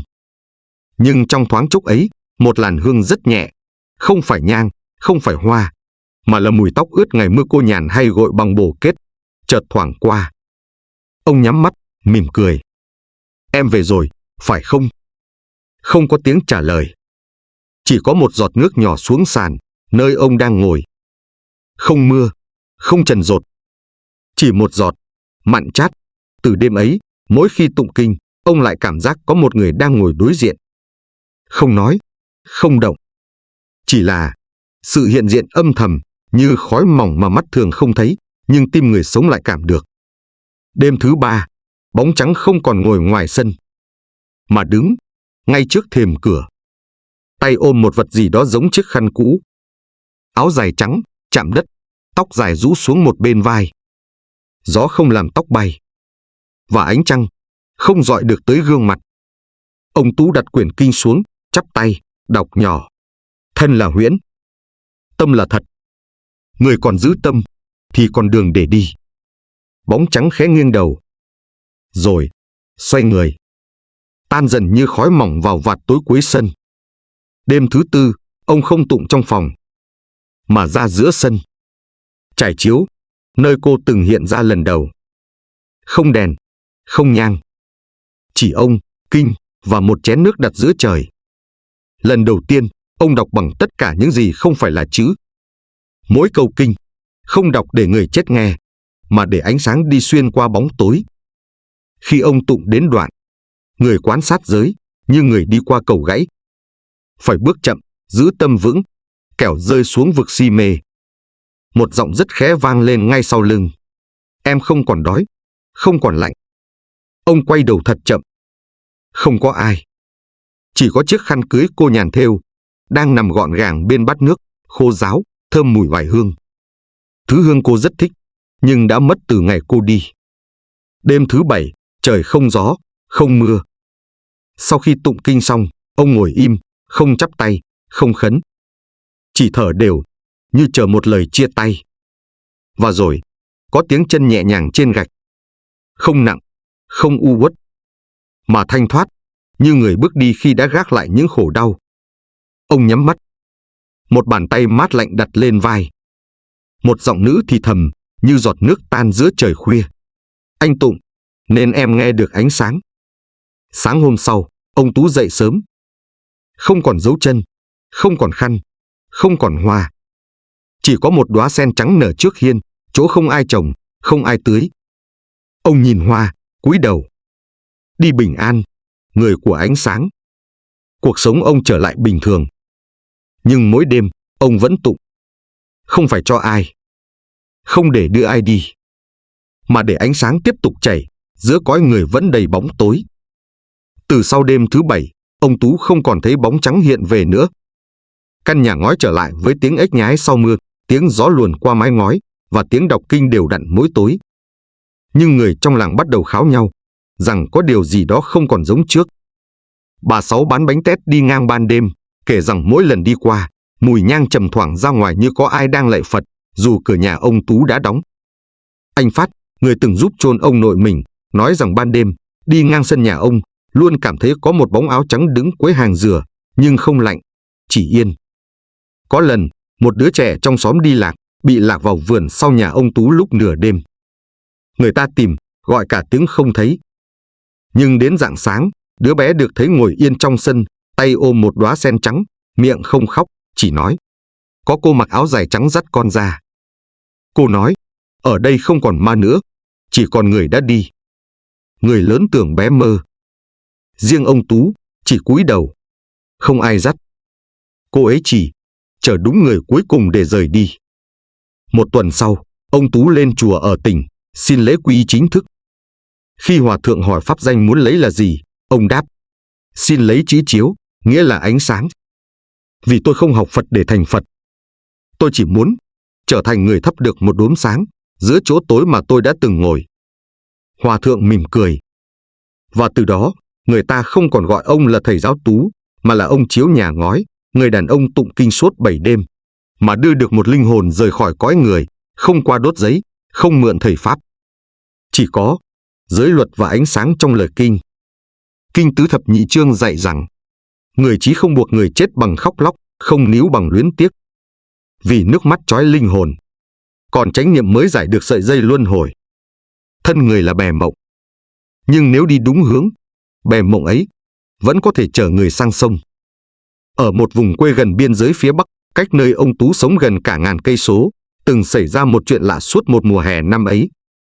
Một cô gái trẻ, khỏe mạnh, chưa từng học tiếng Hán, chưa từng rời khỏi thôn.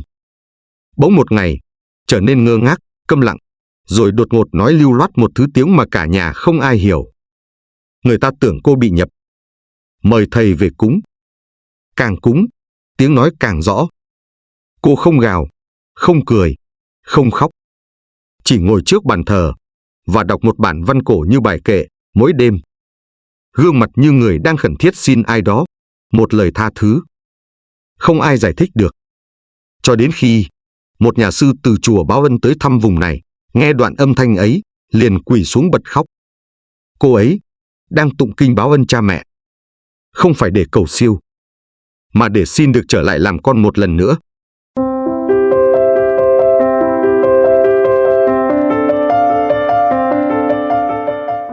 Năm, người phụ nữ nói tiếng Hán cổ, kinh báo ân cha mẹ.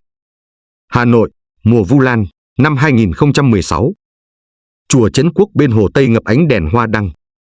Người người về lễ Phật, cầu siêu, tụng kinh báo hiếu cha mẹ. Khói nhang quyện vào hơi nước từ mặt hồ, ánh nến trao nghiêng trong làn gió mỏng, tạo nên một khung cảnh vừa trang nghiêm, vừa như mở lối giữa hai thế giới. Trong dòng người lặng lẽ chắp tay, có một cô gái trẻ đứng nghiêm trang giữa sân chùa. Tên cô là Mai, 22 tuổi, sinh viên ngành văn, Đại học Sư phạm Hà Nội. Gia đình bình thường, học lực tốt, không có tiền sử tâm lý hay tôn giáo đặc biệt. Cô đi cùng bạn học, không có gì khác lạ, cho đến khi các sư thầy bắt đầu tụng kinh báo ân cha mẹ. Vừa nghe đến câu mẹ mang thai 10 tháng, chịu 9 lần đau đớn, nuôi con lớn khôn, chưa từng mong trả nghĩa, cô Mai bỗng ngã quỵ giữa sân chùa. Người co giật nhẹ, mắt nhắm nghiền. Bạn bè tưởng cô say nắng, người xung quanh giúp dìu vào hành lang. Nhưng chưa đầy 10 phút sau, cô mở mắt. Và câu đầu tiên thốt ra, không phải tiếng Việt. Không ai hiểu cô nói gì. Chỉ thấy môi cô run run, nước mắt lặng lẽ trào ra. Giọng nghẹn ngào, trầm thấp như vọng từ nơi nào xa lắm. Dứt câu, cô gục xuống lần nữa. Người trong chùa tưởng cô bị vong nhập. Sư trụ trì không hoảng loạn, chỉ xin mọi người rời bớt ra xa, rồi nhẹ nhàng hỏi: con tên gì? Con đang ở đâu? Cô không đáp, chỉ nhìn thẳng vào ngọn đèn cầy trước tượng Phật, ánh mắt xa xăm, như không còn thuộc về nơi này. Tối hôm ấy, nhà chùa cho cô nghỉ tạm trong phòng khách. Hai người bạn đi cùng ở lại canh chừng. Nửa đêm, một trong hai bạn thức dậy vì nghe tiếng gõ mõ. Cứ đều đều, một tiếng, rồi một tiếng. Cứ như thể trong phòng, có ai đang tụng kinh. Nhưng khi mở đèn lên, chỉ thấy cô Mai. Ngồi xếp bằng giữa phòng, tay chắp trước ngực, miệng lẩm nhẩm. Tiếng không lớn, nhưng rõ ràng là một đoạn kinh bằng tiếng Hán. Không giống tiếng Hoa hiện đại, mà là loại âm ngữ cổ, mang ngữ điệu trầm ổn, có vần luật. Như lời văn chép tay từ sách cổ đời Lê, Nguyễn. Sáng hôm sau, sư trụ trì mời một vị giáo sư Hán Nôm về kiểm tra. Vị giáo sư, trên 60 tuổi, vừa nghe được 4 câu đã tái mặt. Đây là bản chép tay nguyên gốc kinh báo ân cha mẹ, phiên bản lưu hành giới hạn trong nội bộ các chùa đời Lê Trung Kỳ, không ai còn tụng, và không có bản dịch chính thức. Một trong những câu cô đọc là: thề sẽ báo đáp ân đức mẹ hiền, không để kiếp này uổng phí. Vị giáo sư nghẹn giọng: tôi mất 30 năm mới đọc hết được bản này. Nhưng cô ấy đọc trôi chảy. Thậm chí, có câu tôi chưa từng thấy trong bất kỳ văn bản nào hiện còn lưu. Gia đình cô Mai được gọi đến. Mẹ cô khóc cạn nước mắt, nhưng Mai không nhận. Không gọi, không ôm. Chỉ nhìn, lắc đầu. Rồi lặp lại một câu: mẫu thân, không phải người này. Con chưa kịp lạy mẹ, trước lúc bị đưa đi. Nay trở lại, cũng không thấy mẹ đâu. Một người mẹ đã mất, từ triều Lê. Một đứa con gái, bị ép gả đi khi chưa tròn chữ hiếu. Và hơn 3 thế kỷ sau, một linh hồn đau đáu, tái sinh trong hình hài một cô sinh viên. Mỗi mùa Vu Lan lại thổn thức. Không phải để được tha thứ, mà chỉ để hỏi, mẹ mình đã đi về đâu? Gió Hồ Tây chiều hôm ấy không như thường lệ. Không lồng lộng, không thơm hương sen, mà thổi từng cơn lạ lẫm, phảng phất như mùi giấy ố vàng trong tàng thư cũ, hay tiếng sột soạt từ một cuộn kinh cổ bị lật mở, bởi một bàn tay đã mất từ lâu lắm rồi. Cô Mai được đưa về nhà, nhưng mắt không nhìn ai, tai không nghe gọi, giọng vẫn đều đặn đọc từng câu kinh lạ. Từng đêm, cô gõ lên bàn theo nhịp mõ, không lệch một nhịp. Càng tụng, càng hiện rõ những ký ức không phải của đời này. Buổi sáng thứ Bảy, Khi đang ăn cháo, cô bất ngờ bật ra câu hỏi khiến cha mẹ chết lặng. Ngõ Trúc, Phủ Trung Đô, có còn người họ Trần không? Cha cô xứ lại. Trần là họ nhà nội, nhưng Phủ Trung Đô là tên cũ của vùng Thanh Hóa đời Lê. Mẹ bật khóc. Mai ơi, con nói gì lạ vậy, con không nhớ nhà mình ở đâu sao? Cô quay đi, mắt nhìn xa xăm, môi mấp máy. Người ta bắt con gả vào phủ thái úy. Mẹ khóc, con không quay lại. Rồi con nghe nói, mẹ bệnh. Nhưng lúc đó, đã trễ. Giọng cô không oán, không than, mà trầm như tiếng chuông chùa giữa ngày rằm, ngân đều mà không có vọng.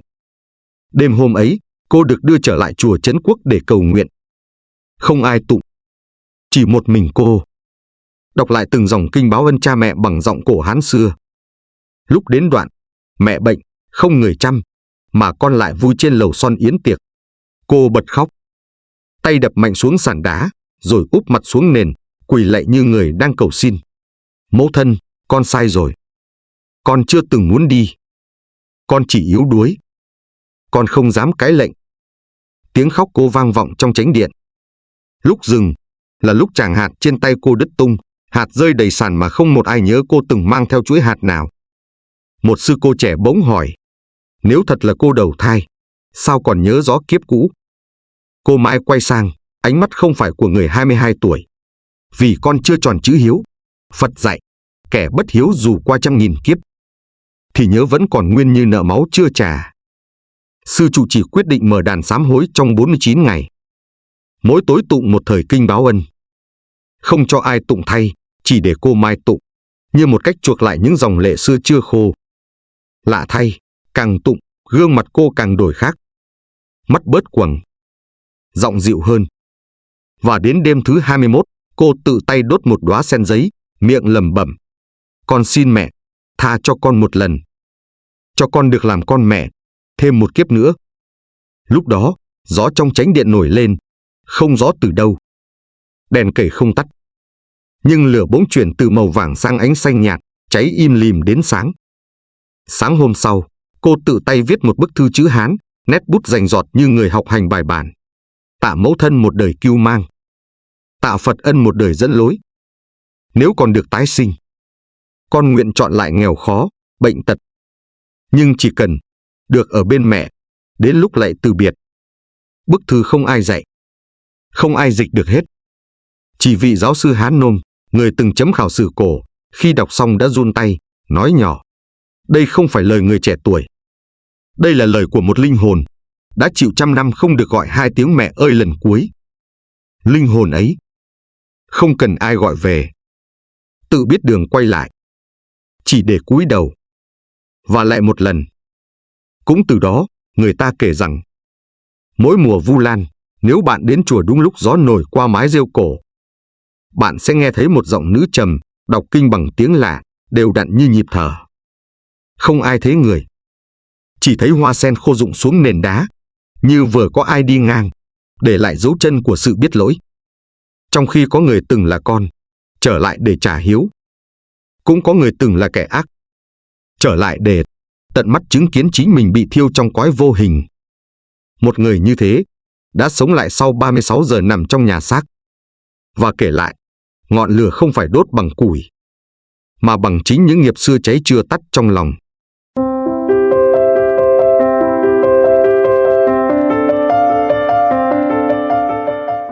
Sáu, người sống nhìn thấy mình bị thiêu, kinh nghiệp báo sai biệt. Ông Hòa, 63 tuổi, quê ở huyện Hải Hậu, Nam Định. Người làng gọi ông là Hòa Lò vì hơn nửa đời ông làm thợ lò gạch, chuyên đốt lò nung thủ công cho các xưởng quanh vùng. Từng đi rừng chặt củi, từng châm lửa phá đất làm lò. Đôi tay sạm nắng, giọng khan đặc khói.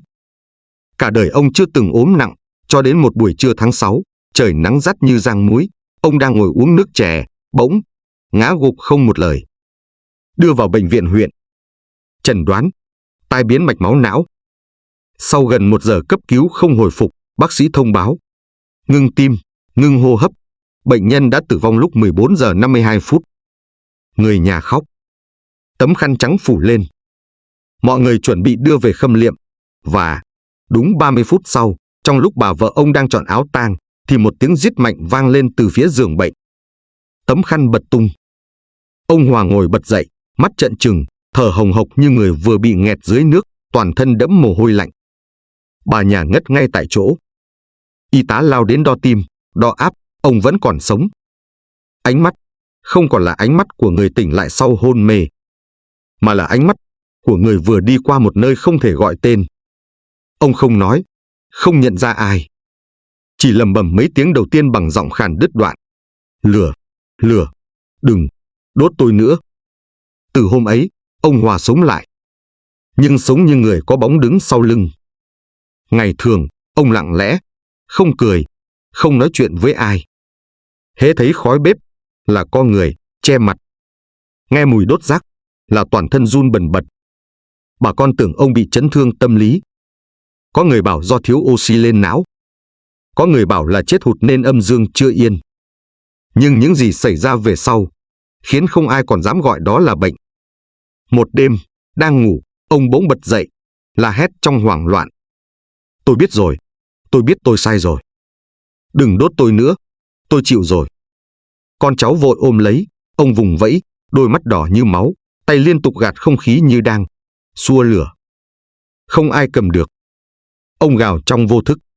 Từng cây rừng, từng con sóc, từng tổ chim. Tôi đốt sạch.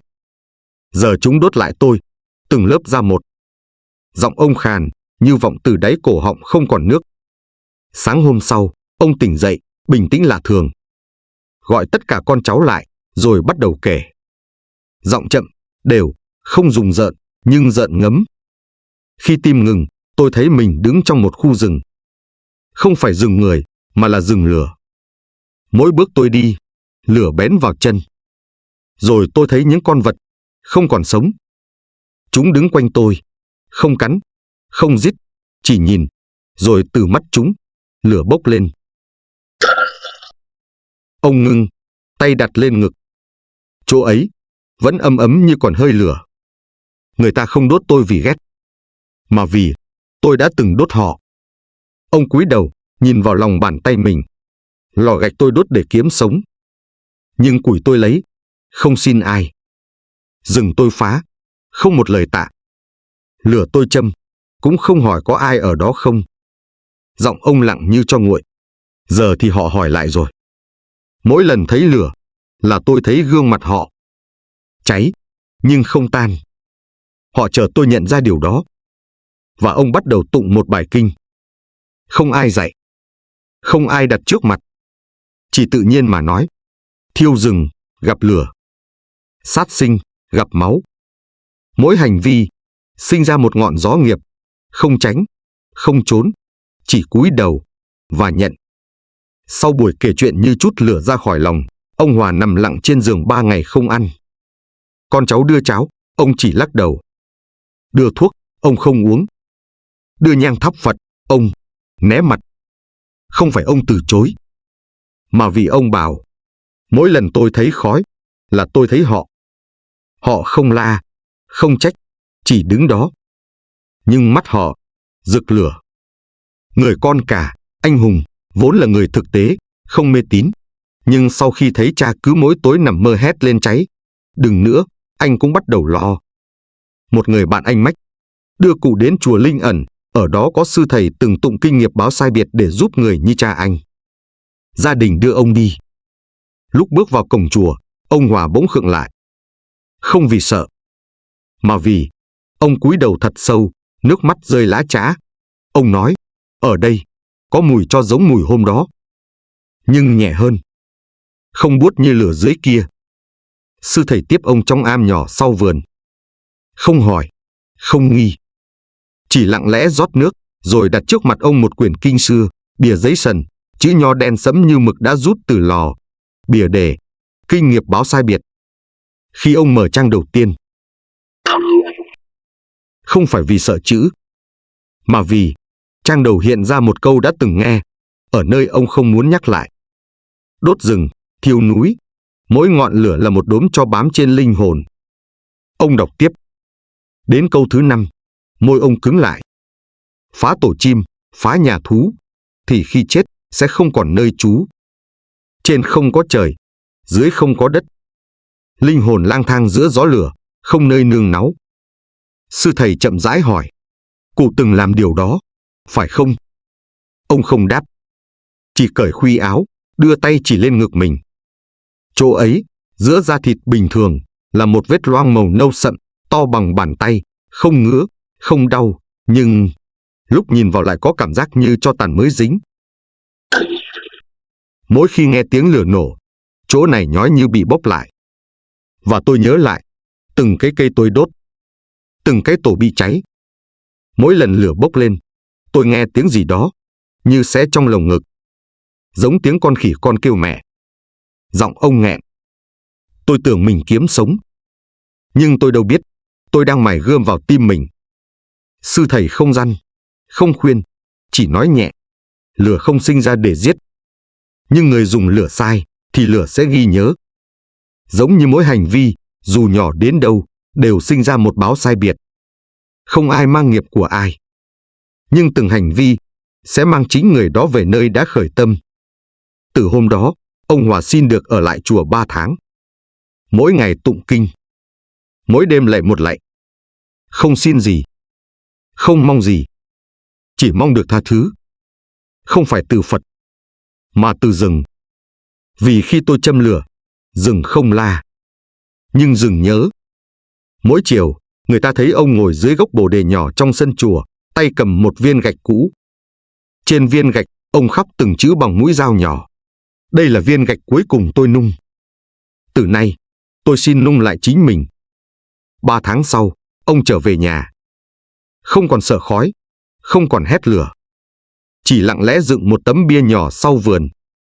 Không phải mộ, không phải thờ, mà là tấm bia khắc dòng chữ: sám hối lửa đời trước, dựng lại thân bằng nước mắt.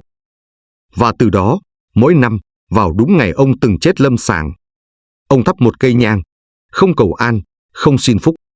Chỉ cúi đầu, đọc một câu duy nhất: tôi nhận, và tôi đi tiếp. Không còn lửa trong tay, chỉ còn ánh sáng trong tâm. Mùa thu năm ấy, lá chuối sau vườn chuyển vàng nhanh hơn mọi năm. Ông Hòa vẫn sống trong căn nhà nhỏ ở Nam Định. Không lên chùa, không đi đâu xa. Chỉ đều đặn mỗi sáng dậy sớm quét sân, tưới hoa và lau tấm bia đá nhỏ khắc dòng chữ cũ: sám hối lửa đời trước, dựng lại thân bằng nước mắt. Một ngày nọ, người cháu nội, thằng Tý, chạy vào nhà kho. Tò mò nghịch cây bật lửa để đốt lá khô. Ngọn lửa bén nhanh. Gió đưa tàn cháy bốc lên mái tranh. Lúc người nhà phát hiện, khói đã mù mịt.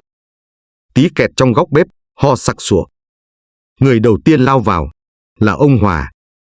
Không mặc áo, không mang nước. Chỉ cầm theo bát nước sông đã tụng kinh mỗi sáng. Ông bế Tý ra, tóc cháy xém, lưng phồng đỏ. Nhưng không một lời oán thán. Chỉ thở nhẹ, rồi nói: lửa, có mặt để thử lòng người. Mình từng gieo, thì cũng phải tự tay gỡ. Đêm đó, ông mơ. Trong giấc mơ, ông trở lại khu rừng cháy, nơi ông từng thấy mình bị thiêu. Nhưng lần này, không có ai đốt ông.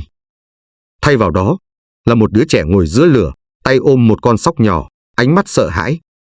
Ông bước tới, định kéo nó ra, nhưng mỗi lần tiến gần, lửa lại lớn hơn, nóng hơn. Ông dừng lại, ngồi xuống, chắp tay. Nếu con sợ, thì ta xin lỗi. Nếu con hận, thì ta chịu. Nhưng nếu con còn đau, thì xin hãy để ta đau cùng con. Không phải để chuộc, mà để hiểu. Lửa dừng lại. Đứa trẻ quay đầu, mỉm cười. Trên tay, con sóc hóa thành ánh sáng, bay lên giữa trời đêm. Cả khu rừng bỗng nhiên hóa thành sen trắng. Ánh lửa không còn thiêu cháy, mà bừng sáng nhẹ nhàng, lan vào tim như một ngọn đèn giữa đêm khuya. Sáng hôm sau, ông tỉnh dậy, mỉm cười. Đặt tay lên ngực, chỗ từng là vết sẫm, giờ chỉ còn một vết mờ như cho đã nguội. Ông gọi cả nhà lại, rồi nói: lửa trong lòng đã tắt rồi. Giờ chỉ còn ánh sáng để soi đường. Từ hôm đó, mỗi dịp rằm, ông không tụng kinh lớn. Chỉ ngồi yên, nhìn vào ngọn nến nhỏ giữa đêm. Miệng mấp máy không ra tiếng. Nhưng người trong làng tin rằng, ông đang nói chuyện với rừng.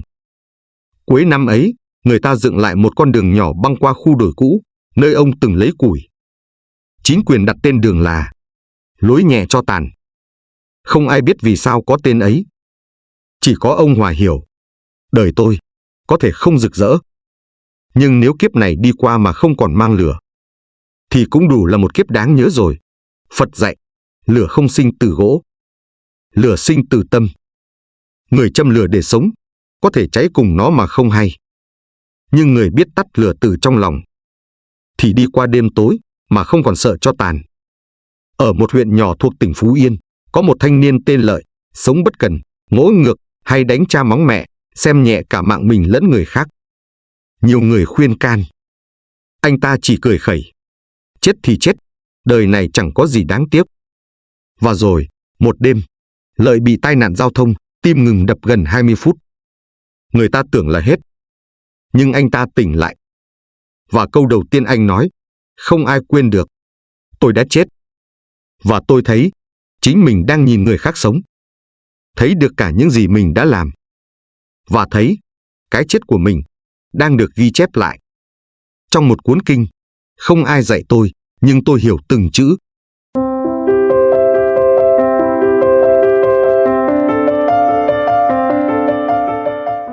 Bảy, cái chết để đời, kinh Bách Dụ. Ngày xưa, ở vùng ven thị xã Bạc Liêu, có một ông lão tên Hai Trượng. Nhà ông nằm sát mé nghĩa trang cũ, cách hàng rào đá chỉ vài bước chân. Ông sống một mình, không con cháu, không vợ, chỉ có bộ ấm trà, cây quạt mo và một trí nhớ, dai đến mức nhớ cả những chuyện ma từ thời chưa ai sinh ra. Ông không làm nghề gì rõ ràng. Chỉ sáng ngồi uống trà, trưa ngủ võng, chiều nhóm đèn dầu. Và tối, kể chuyện ma. Mỗi ngày, trước cổng nhà ông, vài ba đứa trẻ trong xóm tụ lại, háo hức chờ nghe chuyện bóng người cười sau mộ, hòm biết thờ, hay đèn nghĩa trang bật lúc nửa đêm. Giọng ông trầm trầm, mắt nhíu lại như thật, tay chỉ về phía hàng mộ. Chỗ đó, năm ngoái có cô gái treo cổ. Ai đi ngang, nhớ đừng quay lại, nghe chưa? Bọn nhỏ nghe mà lạnh sống lưng, nhưng hôm sau, lại tới. Có đứa đêm về khóc thét. Có đứa sốt mê man. Mẹ chúng lên mắng ông. Ông kể cái chi mà tụi nhỏ hoảng loạn cả nhà. Ông chỉ cười khà khà, dọa cho tụi nó biết sợ, để không đi lung tung ban đêm. Mà chuyện tôi kể, có phải tôi bịa đâu. Thật ra, có người biết ông bịa một nửa. Còn nửa kia, ông tự làm ra. Có đêm, hàng xóm thấy ánh đèn dầu nhấp nháy trong nghĩa trang. Sáng ra, có dấu chân quanh mộ, vài giọt nước như nước mắt đọng trên nắp hòm. Người ta nghi có vong hiện, kéo thầy Pháp về cúng. Mãi sau mới phát hiện là ông Hai gạt nước lên, rồi đi vòng, vẽ dấu. Hỏi ông làm chi vậy? Ông nháy mắt, cho vui cửa vui nhà. Chết rồi mà còn bị lãng quên, thì buồn lắm chớ. Có người bảo ông đang đùa với cõi âm. Có người đùa lại, lỡ ông chết, mấy hồn ma đó chờ ông á. Ông phá lên, ma nào gặp tôi là phải chạy. Tôi kể chuyện tụi nó còn chưa dám ho. Cho đến một ngày nọ, tháng 9, trời mưa rầm. Người trong xóm không thấy ông ra quạt mo buổi sáng. Cổng nhà khép hờ. Chiếc ghế đá trước sân còn bắt trà đêm qua, nguội ngắt, ứ đọng mưa. Chiều, người ta gọi hoài không ai đáp. Đẩy cửa vào. Thấy ông Hai nằm bất động trên võng. Tay vẫn ôm quyển sổ tay cu ký ghi những mẩu chuyện chưa kể xong. Tai biến, chết nhẹ như hơi thở. Không rên, không báo. Chỉ đi lặng, như cách một người chuyên kể về cái chết, nhưng chưa từng nghĩ đến cái chết của mình. Vì ông không có thân nhân, người dân chung tay làm tang. Đơn sơ, 3 nén nhang, một vòng hoa, một bức hình in mờ. Đêm đưa tang, trời không mưa. Nhưng không ai dám ngủ sớm. Có người kể, nghe tiếng cười khe khẽ trong hòm. Có người bảo, lúc hạ huyệt, nắp quan tài khẽ rung 3 lần. Người gác mộ, chú Bảy Thành, hôm ấy uống đến say, nửa đêm ngủ ngay gần bìa mộ. Rạng sáng, chạy về, mặt tái mét. Tôi nghe tiếng ai thì thầm sau gáy, nói tha cho tôi tưởng đó là trò đùa. Sáng hôm sau, 4 người từng bị ông dọa ma lúc nhỏ. Gọi nhau lên chùa. Không hẹn, không bàn. Chỉ cùng có chung một giấc mơ. Trong mơ, ông Hai ngồi co ro giữa nghĩa trang. Áo trắng phủ mặt, tay run run chắp lại. Tôi sai rồi, tôi không dám nữa. Đừng kể tên tôi trong chuyện ma. Tôi nghe, tôi vẫn nghe. Mỗi đêm, làng bắt đầu đồn. Nếu ai nhắc tên ông hai vào ban đêm, thì trong phòng, ngọn đèn sẽ nháy một cái. Hoặc ly nước sẽ có một vết lần như tay in. Không ai dám thử. Riêng sư trụ trì chùa làng mở quyển kinh Bách Dụ, dạy đại chúng một bài kệ cổ.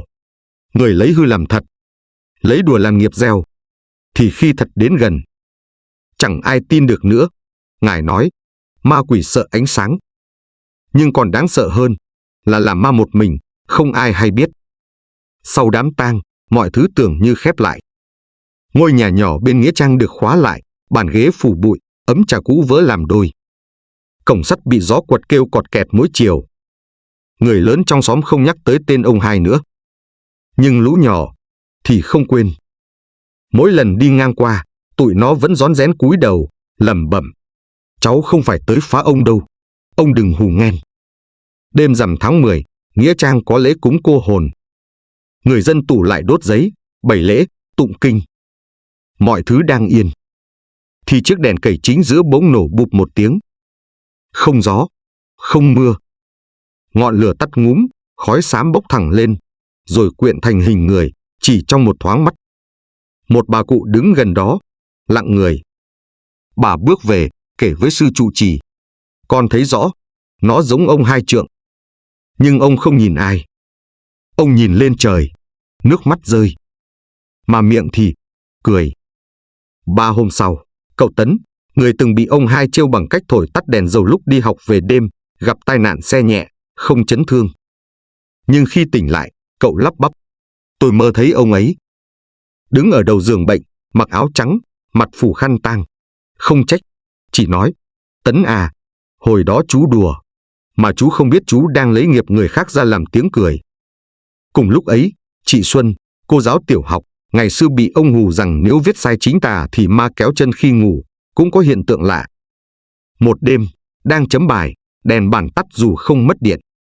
Mở lại thì thấy giữa trang giấy có hàng chữ run rẩy như mực chảy. Ma cũng có cảm giác. Đừng tạo thêm chuyện cho họ. Chị Xuân hoảng, tưởng học trò nghịch. Nhưng trang giấy ấy là giấy trắng chưa từng viết.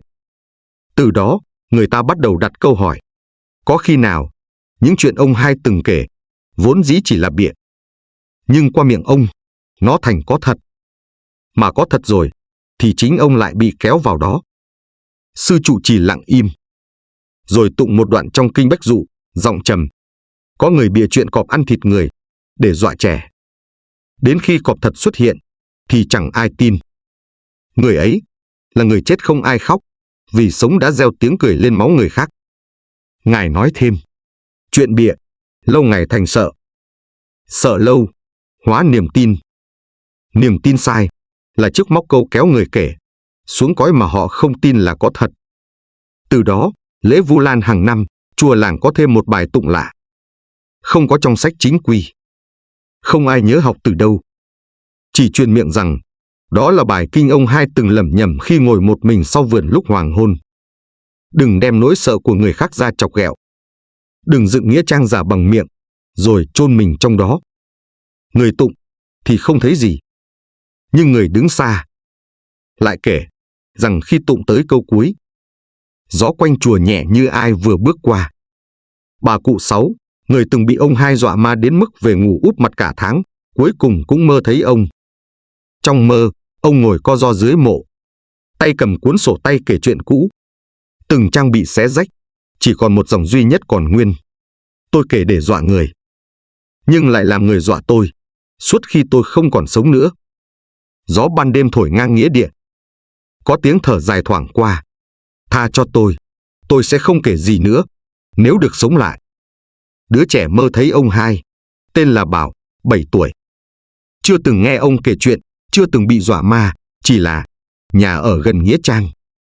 Mỗi tối trước khi ngủ, mẹ nó dặn: thấy ai gọi tên con sau 10 giờ, thì đừng trả lời, nghe chưa?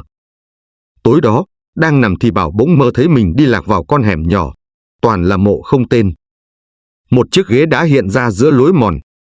Trên ghế là một ông lão mặc áo trắng, đầu phủ khăn tang, tay cầm cuốn sổ rách, ánh mắt lạc lõng. Ông nhìn Bảo, cười khẽ: Con là người đầu tiên không sợ khi nhìn ta. Bảo không đáp.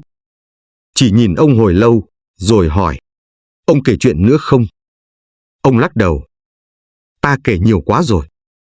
Mà toàn là chuyện, không phải của ta. Giờ ta chỉ muốn ai đó kể dùm một câu chuyện thật, rằng ta đã biết lỗi.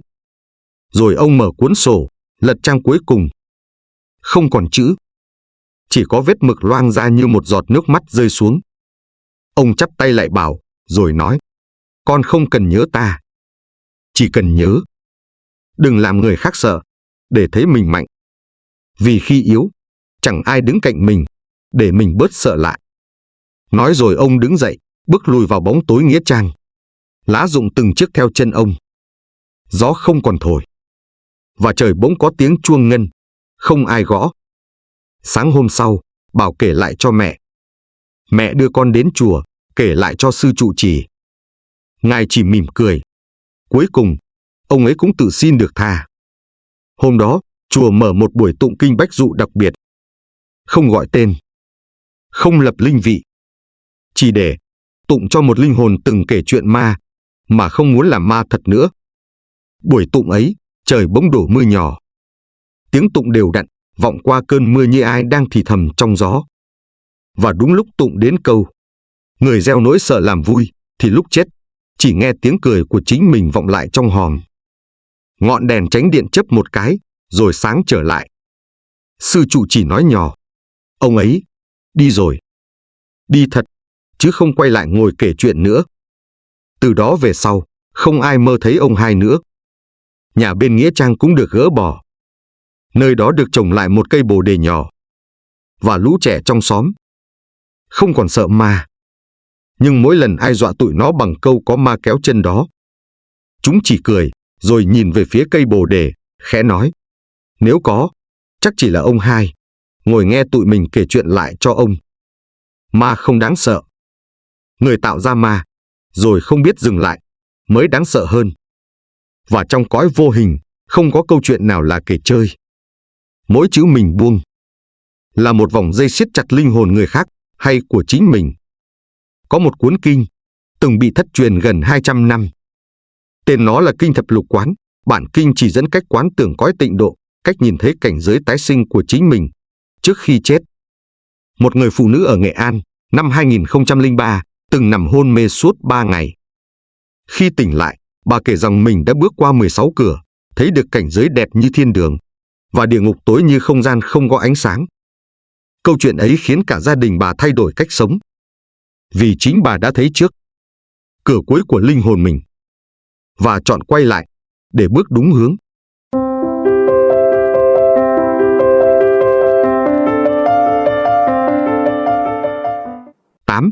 Cửa cuối của linh hồn, Kinh Thập Lục Quán. Ông Trần Quang Bảo, người mà nhiều cư sĩ miền Nam gọi bằng cái tên thân kính, Bác Bảo Bình Dương. Gương mặt ông từng khắc khổ, xanh xao như người ăn chay lâu ngày nhưng thiếu ngủ. Cách đây 6 năm, bác sĩ chẩn đoán ông mắc ung thư gan giai đoạn cuối. Thời gian sống còn lại được tính bằng tuần. Người nhà khóc lặng. Bản thân ông chỉ cười. Chết thì đi. Nhưng nếu còn đi được một bước tỉnh thức, thì cũng chẳng uổng cái thân này. Ông từ chối vào viện. Chỉ xin được về nhà, ngồi trước bàn Phật. Nhờ chư tăng trong vùng tế tụng Kinh Thập Lục Quán, bản kinh từng được Bồ Tát A Nan nghe từ kim khẩu Đức Phật. Kinh dạy, hãy quán tưởng hoa sen, hồ báu, ánh sáng nơi Tây Phương. Mỗi cảnh quán đúng, thì mỗi bước gần với cõi thanh lương. Đêm cuối cùng, ông rơi vào hôn mê sâu, nhịp thở mỏng như sợi chỉ. Người nhà tụng kinh. Người ngoài thầm chuẩn bị hậu sự. Nhưng trong sâu thẳm ý thức, ông đang đứng giữa một hành lang dài. Trước mặt là 16 cánh cửa, xếp đều nhau như trạm kiểm soát của một thế giới vô hình. Không người gác, không bảng hướng dẫn. Chỉ có ánh sáng trắng len nhẹ từ sau mỗi cánh cửa, và một tiếng thì thầm từ đâu đó vọng tới. Tâm mở cửa nào, thì đi vào cửa đó. Cánh cửa đầu tiên mở ra là một vùng sương mù mịt. Không thấy đường, không có ai, chỉ lạnh buốt. Ông bước vào, tay run. Đi được vài bước thì mặt đất như tan chảy, thành bùn lầy dính chặt chân. Ông hoảng, quay đầu thì cửa sau đã biến mất. Một giọng nói từ xa vang lại. Đây là nơi của người mang tâm lầm lạc. Nửa tin, nửa ngờ. Nửa thiện, nửa tà. Đi đâu cũng không rõ đường. Ông khép mắt, niệm. Nam Mô A Di Đà Phật. Nếu đây là cảnh do tâm, xin cho con thấy rõ lòng mình. Ngay lập tức, cánh cửa thứ hai mở ra. Bên trong là một căn phòng kín bưng, có ánh đèn mờ. Trên vách treo gương. Trong gương, không phải ông, mà là những người ông từng làm tổn thương. Một người hàng xóm bị ông nói nặng giữa đám đông. Một người cháu bị ông giày oan. Một đứa trẻ ông từng quắt vì khóc đêm khi ông tụng kinh. Tất cả nhìn vào ông, không trách, không oán, chỉ lặng im. Ánh mắt họ là gương, và ông thấy chính mình trong ánh mắt ấy. Đây là nơi của người gieo nghiệp bằng lời. Mỗi chữ nặng như đá, mỗi câu làm lệ rơi, đều in dấu trong gió.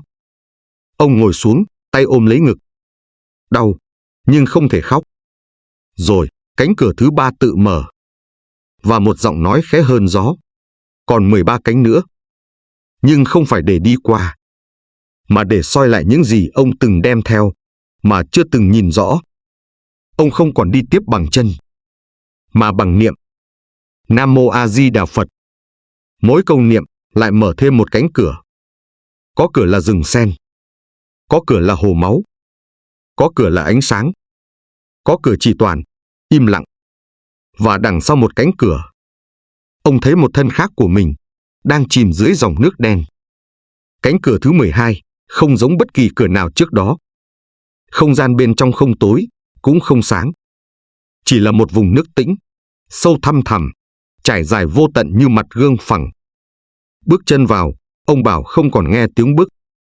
Chỉ có tiếng tim đập, không phải của thể xác, mà là của linh hồn. Ông nhìn xuống mặt nước, và dưới đó là một ông Bảo khác. Cũng gầy gò, già nua. Nhưng gương mặt lạnh lùng, ánh mắt dữ dằn, môi mím chặt như đang nuốt một lời nguyền chưa nói. Người dưới nước đang chìm dần. Không giãy, không vùng vẫy.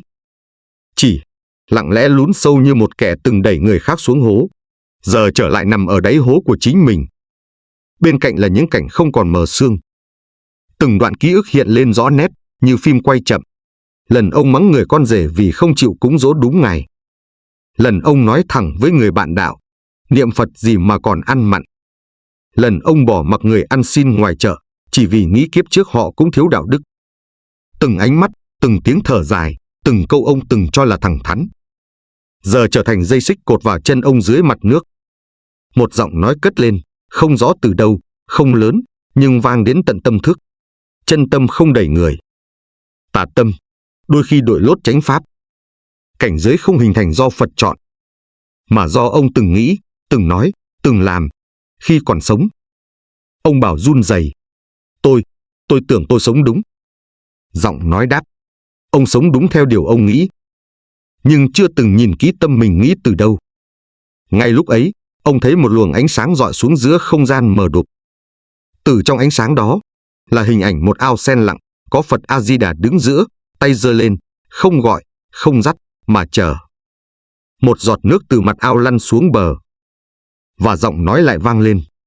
Niệm một câu Phật hiệu là một lần chạm vào chân tâm. Mỗi lần chân tâm hiện khởi thì nghiệp cũ không xóa, nhưng tan. Cửa cuối không ai mở cho ông, chỉ tâm ông mở ra hay đóng lại. Ông quỳ xuống, hai tay chắp lại, nước mắt rơi không vì sợ, mà vì thấy rõ mình không còn gì để giấu. Miệng ông bắt đầu lặp lại câu quen thuộc. Nam Mô A Di Đà Phật. Một câu, rồi một câu nữa. Mỗi tiếng niệm, ánh sáng lại sáng hơn. Bóng người dưới nước dần trong lại, rồi tan mất. Mặt nước lúc này như gương.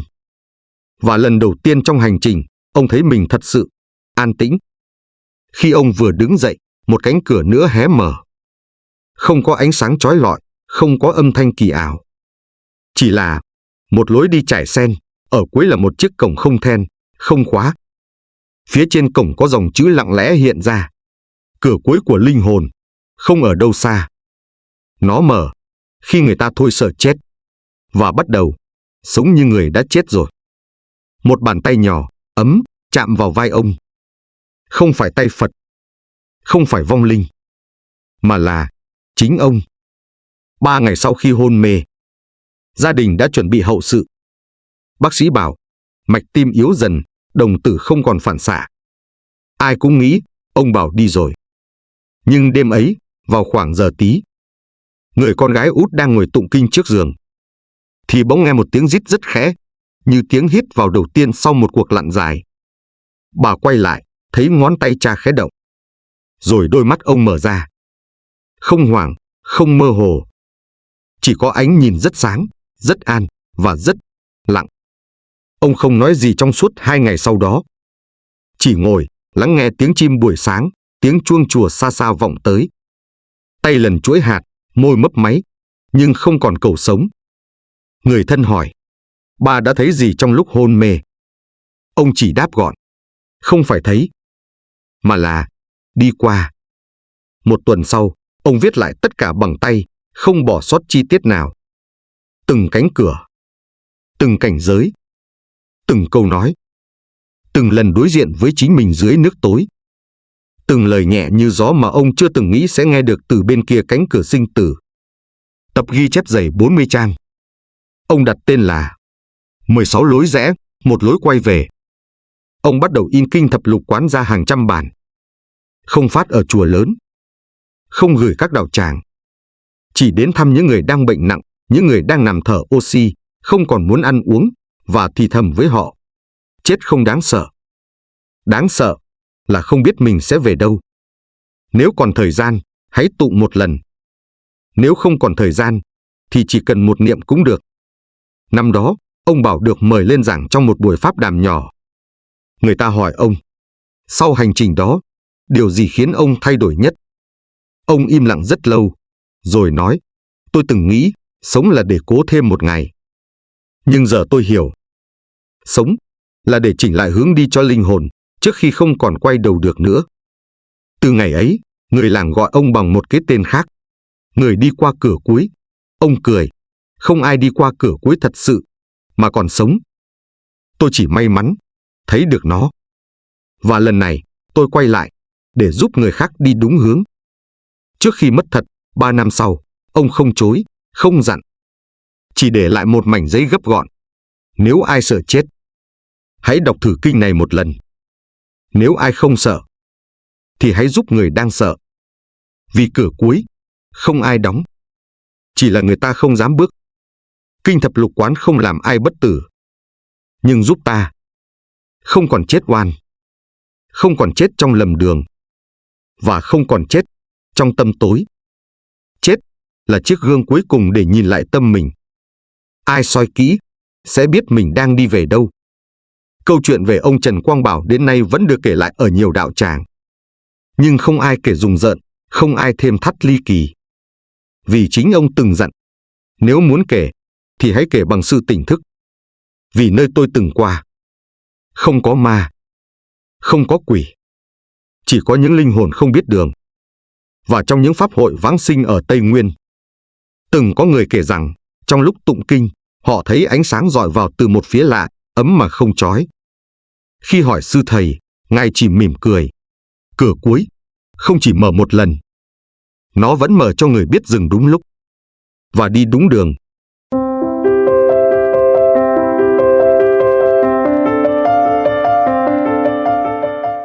Chúng ta vừa đi qua 8 cuốn kinh, không phải 8 bản văn cổ khô khan, mà là 8 cánh cửa, mở ra 8 câu chuyện thật.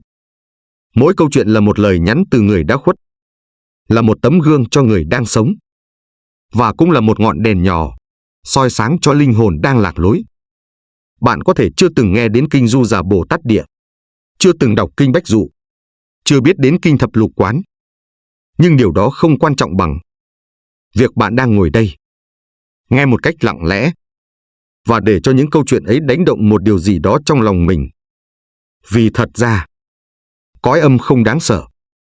Điều đáng sợ là sống mà không hiểu nhân quả, chết mà chưa chuẩn bị cho linh hồn mình một lối đi thanh thản. Chúng ta không biết mình sẽ chết khi nào, nhưng ta hoàn toàn có thể chọn cách mình sống, để khi giây phút cuối cùng đến, ta có thể mỉm cười và bước vào cánh cửa cuối, không run sợ. Nếu bạn cảm thấy video này đánh thức điều gì đó trong lòng mình, một chút lạnh gáy, một chút nghẹn ngào, hay chỉ là một ý nghĩ thoáng qua rằng mình cần sống tử tế hơn, thì xin hãy nhấn thích, chia sẻ và đăng ký kênh Bí mật Nhân Quả để cùng nhau đi hết hành trình trí tuệ trong cả cõi sống lẫn cõi chết. Cảm ơn bạn đã lắng nghe. Cảm ơn bạn đã có mặt. Và cảm ơn vì bạn vẫn còn muốn hiểu rõ hơn về thế giới sau khi nhắm mắt. Chúc bạn một đêm bình an, ngủ ngon trong ánh sáng từ bi và trí tuệ của chư Phật. Nam Mô A Di Đà Phật.